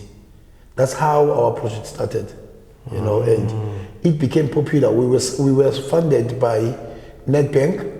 We were funded by Cape Talk 702. Wow. Yeah, and also by Seaport, Cape Peninsula University of Technology. And this is where it came. Can you drink to that? Yeah. So that's where it came, the idea of... You need to drink. Yeah, I'm drinking. No, I've drank. You kept on talking. Yeah. Okay. Yeah. Yeah. And this is where it came, the idea now of me too realizing that I'm actually passionate about my community, my people. And then I made it into my pledge that when I leave prison, I will work with community. Yeah. And since 2010, that's what I've been doing, working with my community. Mind you, you are making your life back. Yeah. And what is your mindset? I mean, when I arrived in Mama's Berry, because as I've said, it's a different prison. Yeah. It's actually not a prison. It's what we should categorize in South Africa as a rehabilitation center. It qualifies to be a rehab center. There's no prison about it. I think the only prison in Mama's Berry is the prison warders, because they are reminding us of prison because of the uniform. Yeah. But beside that, there's none, you know. So I meet inmates in Mama's Berry that I know, that I've met them around. Okay. And now you suddenly realize that everyone that is here, generally I can say 90% of inmates in Mama's Berry were transformed. Yeah. And they were studying, you know, and then conversations start from there that, hey guys, we were leaders outside, you know, who led so much people astray. Now we are educated, now we see the world differently. And we know the impact we have in our surrounding. What can we do? So me and this guy, Sani Kalada, we decided to start an organization. And how we started the organization, there was an inmate who was a colored, who was HIV very sick, and he had 6 kids. And while he was sick in prison with 6 kids, the mother died, and the kids automatically became orphans. Yeah. So that's how we felt, and it's very weird because at the beginning the aim was not to start an organization. Yeah. Was just to help these 6 children. And how we started, we normally used to ask in the morning the inmates to give us their morning bread, the 2 slices of bread in the morning with butter. So we will collect the bread from the guys, and we will ask the prison social worker to take this bread to their home, because they were also living in Mama's Berry. Mama's Berry It's a very small town, Yeah. And both prisons, the new one and the old one, they are actually in town. Yeah. Hence, if you remember 2 years ago, there was this escape of a lot of 11 inmates running around in town because the Mama's bed is very small. Yeah. So that's how we started. We used to give them bread, but we realized that, but they can't eat bread the whole day. No. You know, like it's impossible. And we started to do vegetable garden, but then the president didn't give us a land for vegetable garden, so we used the small land that is close to our prison cells, you know, to plow vegetables, you know, for these kids. And of course, the head of the prison takes note, you know, about the social worker going out with the prison bread and all these things. So the head of prison started to want to know what's going on, you know, and Mr. Mangele, who was the area commissioner, you know, we went in a meeting with him, we explained what we're doing. You know, he actually took money out of the prison money, you know, to support what we were doing. And then it grew, you know, suddenly, I don't even know how Siput, Cape Peninsula, was involved, but after Siput, Ashraf, who was responsible for HIV, faculty, whatsoever, and Siput get involved with this woman from Cape Talk 702, you know, and with news, of course, the things went viral, what these inmates are trying to do in prison. And there was never I mean, we ended up getting 5 million from Nedbank. Wow. You know, funding. We met organization like Greater Good South Africa, who actually suggested that we should be registered, you know, so that we are able to get these funds from people who are interested to fund us. And it became a big project, you know, from 6 kids. I left Mama's Perry in 2009, September. We had 39 children under our care. Not so only you were taking care of 39 kids. Yeah, we adopted them officially while you were in prison. Yes, So every child. That's fucking amazing. Yeah, every child will have a proper birthday, jumping castles, a cake, and these small packs from because the restaurant then was Tears in Kentucky Fried Chicken. Wow. So they will bring packers and city of municipality of Masbury will bring jumping castles. But everything happened in prison, you know, and our fellow inmates will be clowns, we'll paint them, you know. And, to try to give the kids the best they could. Inmates that managed to do garment construction. Clowns in orange suits. Clowns in orange suits. Unfortunately, it's clowns with orange suits, I mean, that's nice for a kid. I mean, in adults, it's like, but for a kid, like, oh, wow.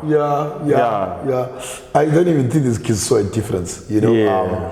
So that's where when I led to, because me too, when I was in prison, I was like, okay, I'm going to leave prison. Now I've transformed. I'm no longer involved in Gangsterism.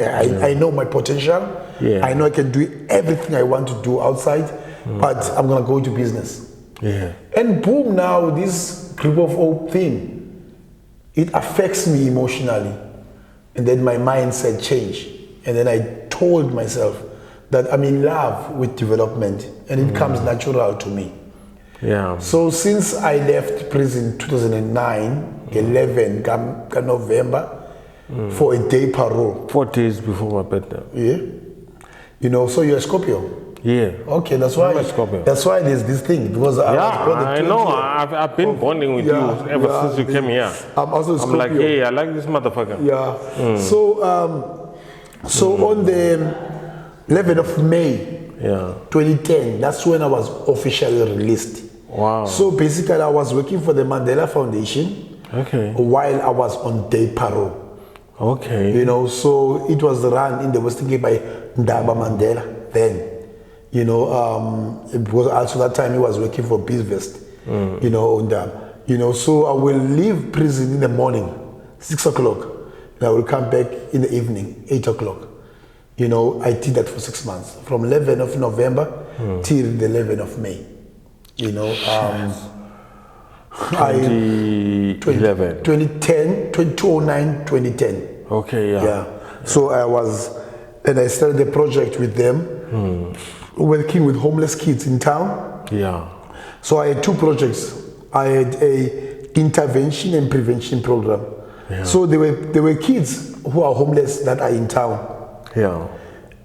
And these kids, we were integrating them through a film industry, you know, so that they can pick up their lives and reintegrate back to the society. But also we were preventing kids from KTC and also in Elsis River. Most of the kids that time that were in the streets of town, either they came from that side of Elsis or they were coming from KTC. There were a couple of side B and other places, but mostly it was KTC and Elsis River because of the previous ones who went to town, like Wiseman Tingezwin, who became the head of flight in the film industry, was a former street. Earthborn Jezil, Swiso, who was a DJ who went to Germany and fundraised millions. So when these kids from the township here, these ones are successful, Wiseman married a white Czech force from Netherlands.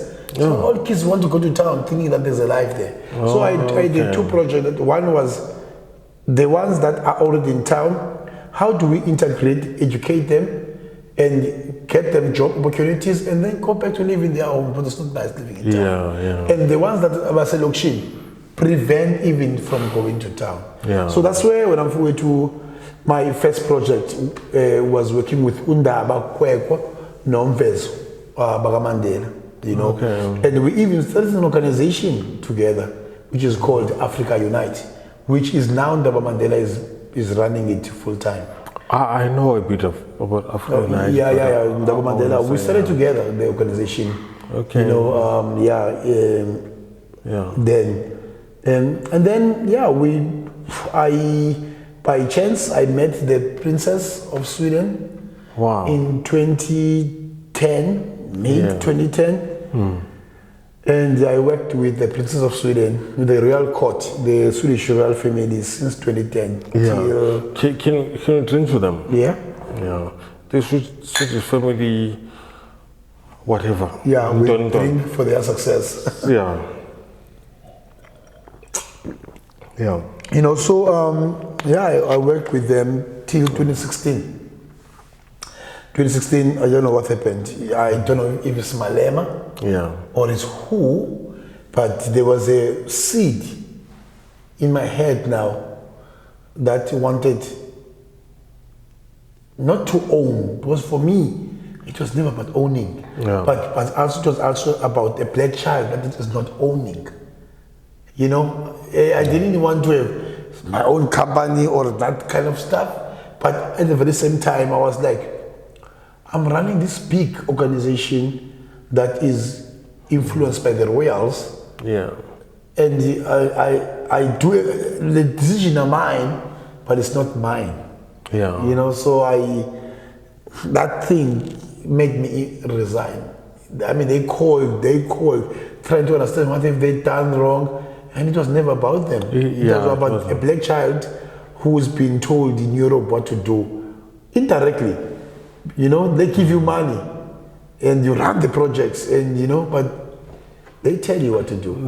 They always feel like they know what's good for you. You know, that's the kind of thing. Exactly. I know that. If they ask our culture, you know, when you try to explain it, you have to explain to them in ways that makes them comfortable. You know, you have to keep them comfortable. You know, so there was a time that actually I mean I still have a lot of European friends, of course, and I always tell my black people that you mustn't explain yourself to them because it's going to be irrational. It doesn't make sense. You know, we talk about Lualuko, it's so barbaric to them.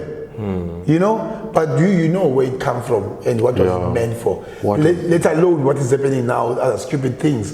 But you know the actual purpose of that kind of a culture. Yeah. So when I went to, I left them in 2016. Then, I mean, so stupidly, you just leave, you know, because you think you can.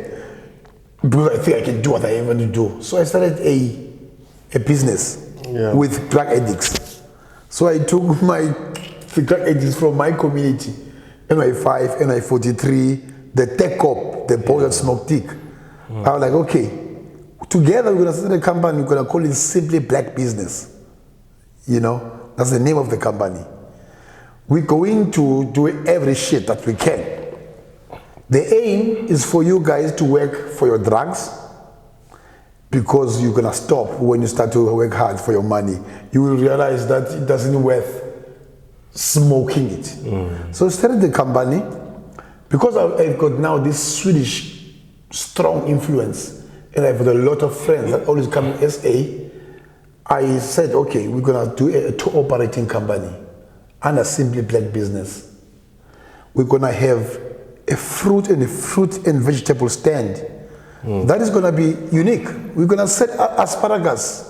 Yeah, like we're gonna sell things that black people don't eat. That's the thing. That's exactly. I wanted to do that.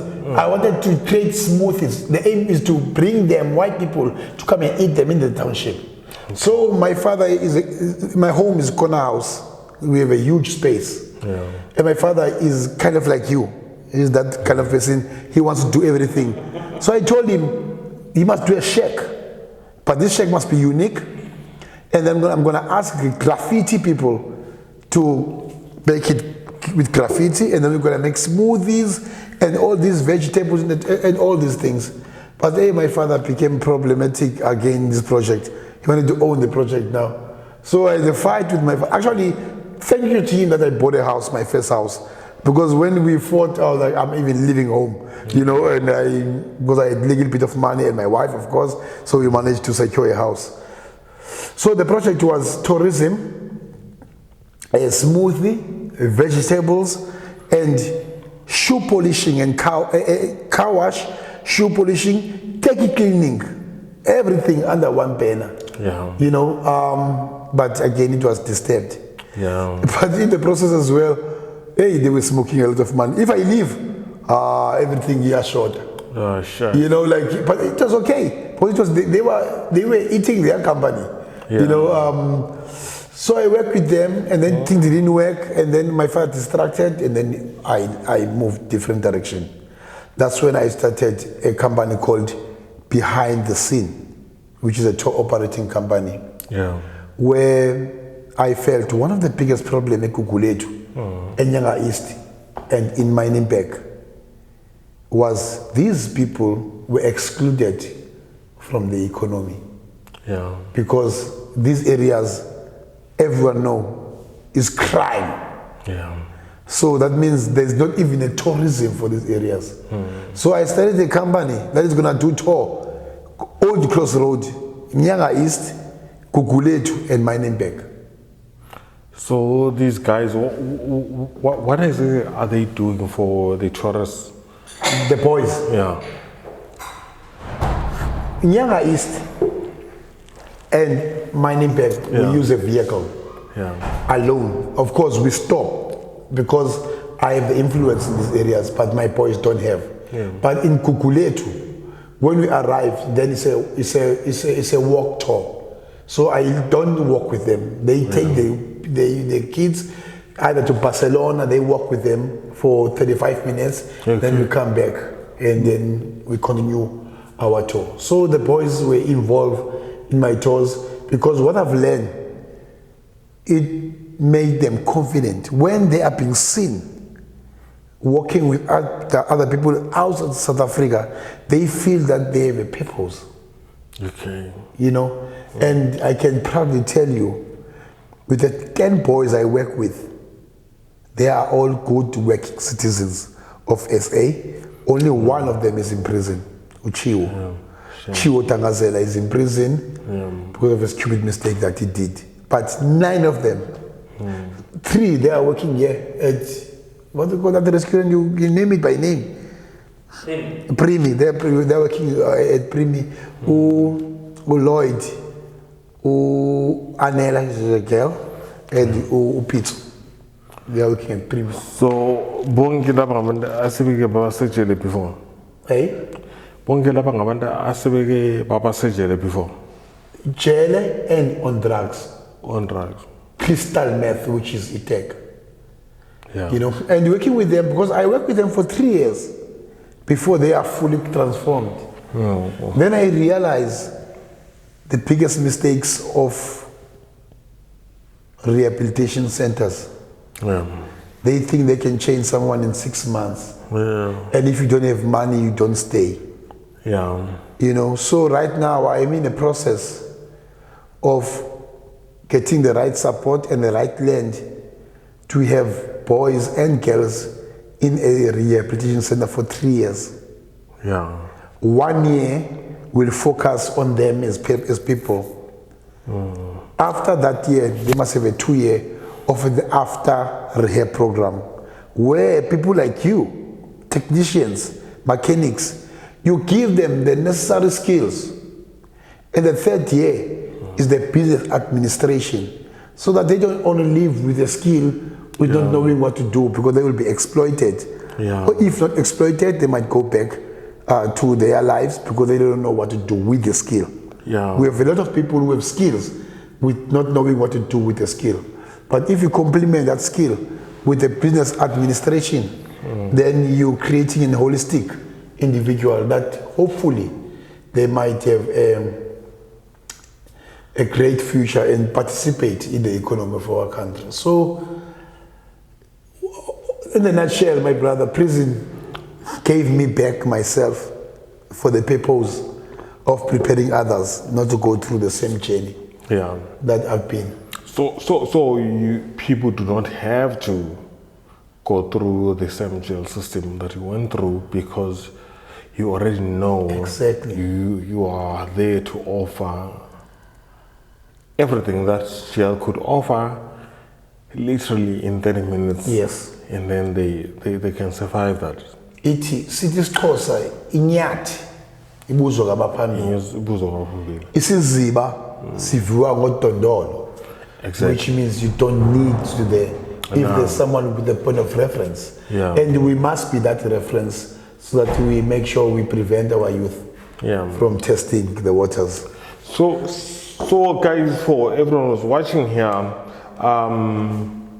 on our comment sections, may you please come up with whatever you can offer that can help Ubud Mapanya to help other people who say inyathi bangazizweli ngayo, or indlela abaphambili bangazizweli ngayo bayizokuye. You already know the struggles that he has said about his journey, and the struggles that he is talking about other people.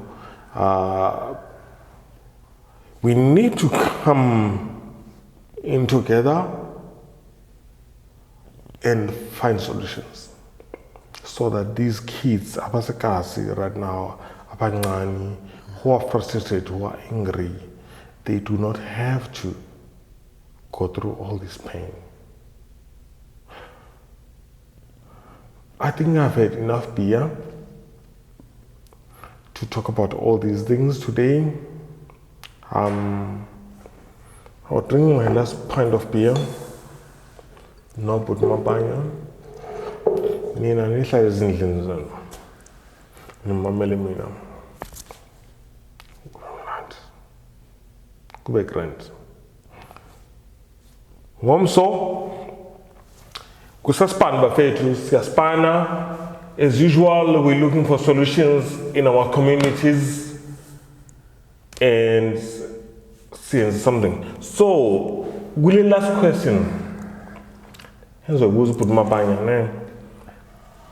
eKasi ngesikhathi lesikudala benisitsha ntoni yini bedliwe eKasi, what like your flavor, what was the thing, or ejele if there's something owayidlayo yazi ya thophela la emhloko bekuyini kanjalo.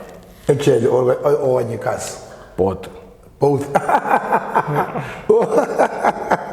I mean, in prison, if you want to eat good, you actually smuggle food.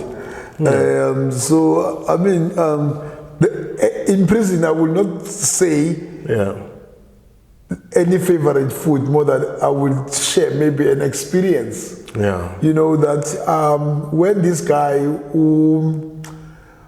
Mackenzie, and what is fellow Kenny Kunene. Oh, Kunene. Hey.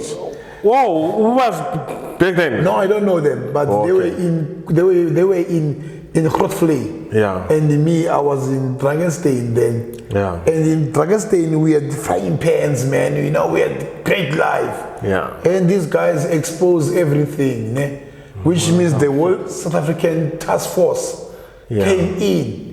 So they took every luxury we had. You know, like frying pans. You know, frying pan was our luxury. So now after that, the frying pans are gone. Boom, we are smuggling nyama inkomo, a kitchen.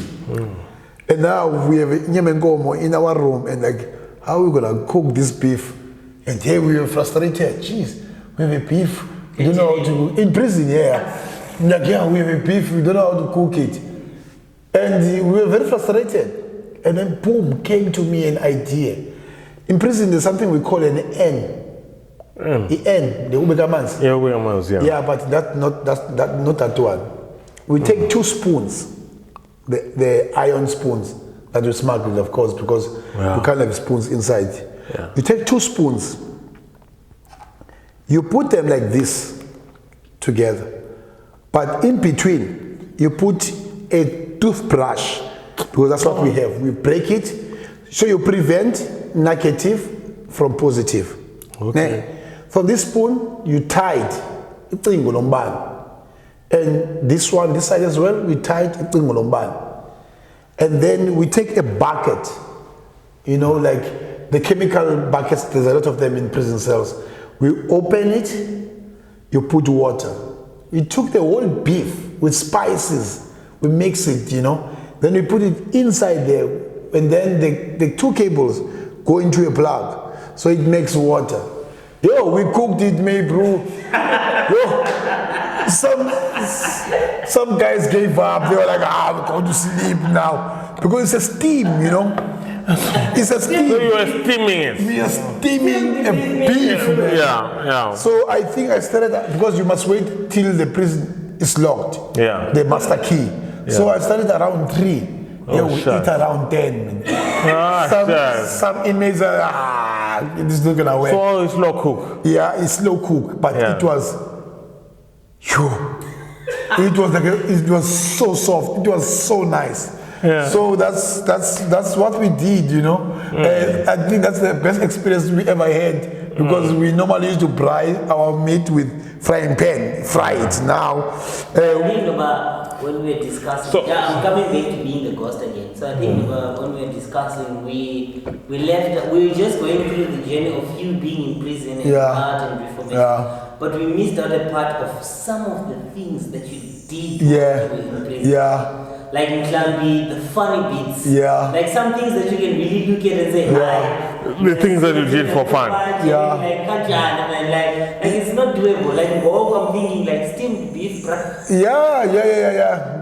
You know, like, you know, there's funny cases.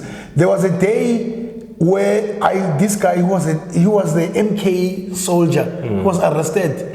And he was sentenced to 4 years. He didn't work in the kitchen. Yeah, he was a problem, that guy. That guy, there was a day, he stole, I don't know how many boxes of snook, boxes of snook. But in our room, we had around 20-something boxes. What? In our room alone. Not knowing that this guy has gave other people in other rooms. The problem was now, the parliament portfolio is coming to prison, and we are in a B section. We are at maximum further charge, which means people who are sentenced more than 15 years and still are having cases. So it's a dangerous side of kind of prison. And the entire section is smelling snook. Because everyone has snook. And the head of the prison came and he begged us to finish what we are cooking. You know, like at that time you see the frying pans. Yeah. And there was one inmate who was a great broker, Upaka. He's from Epuka. He was actually selling fish and chips. I'm not joking. Yeah, he was cutting chips, he got potatoes, and then he was selling in this 5-liter ice cream. You know, because this must go, man, you know, because the smell, the stench of fish, the entire unit was just fish. And even they came while the fish, we couldn't do away. So there was those funny things in prison. Prison, guys, it's a planet. Yeah. That's a planet. When you're taken there, you are going to like Mars, Pluto. You are gone here. But believe me, everything that you have here, it is in prison. Was something before starting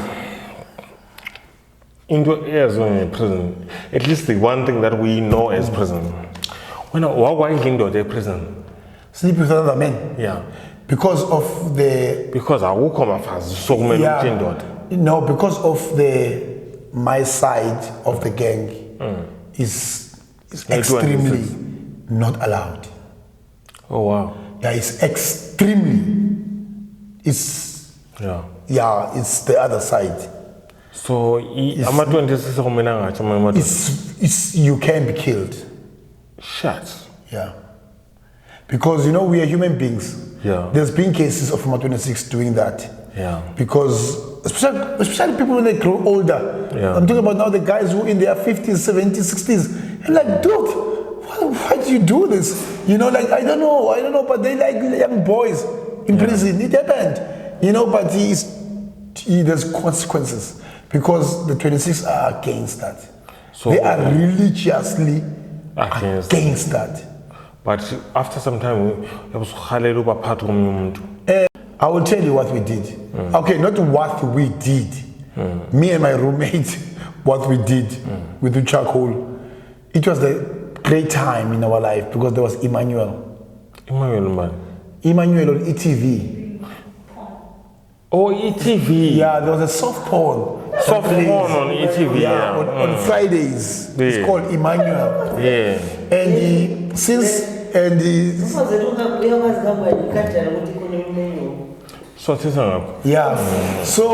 that's how we helped ourselves. So and I was in Mama's Perry then. In Mama's Perry, you don't have a commune cells. You've got two people living in one room, and everyone has got a TV. Yeah. So we used to call condoms Calberry because I'm sleeping in the bed and I will hear. Now I know it's time for you to masturbate. You know, but you don't want to wet your bed. You know, your sheets. So that's how we helped ourselves.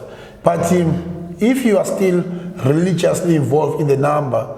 In those commune cells, like prisons, like Hildestrom and others, you will not, because it's very taboo in the 26, and it's not allowed. If you do it, they will stab you, you know, and they will also you will be an outcast. Do you get involved with a number, maybe my 28 or my number that I was with the other numbers. That do that, they must do that in secret. Okay. It's only one number, not two numbers that does that. But they do it in a way that they must respect everyone. We can't see it. Because if we see it, it still is a problem.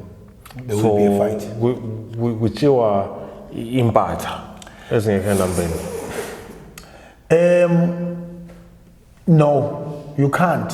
Because impact they are protected by the 26. Okay. Hence, everything that is happening, it must happen in secrecy. So, because and also the people who are in charge of Impact, it is the 26. Impact is in a place called Ishat. Yeah. People who are in charge of that role is the 26. Yeah. So, people who are actually in the Zenzega, kubantu that they've agreed that they've chosen to be on the other side.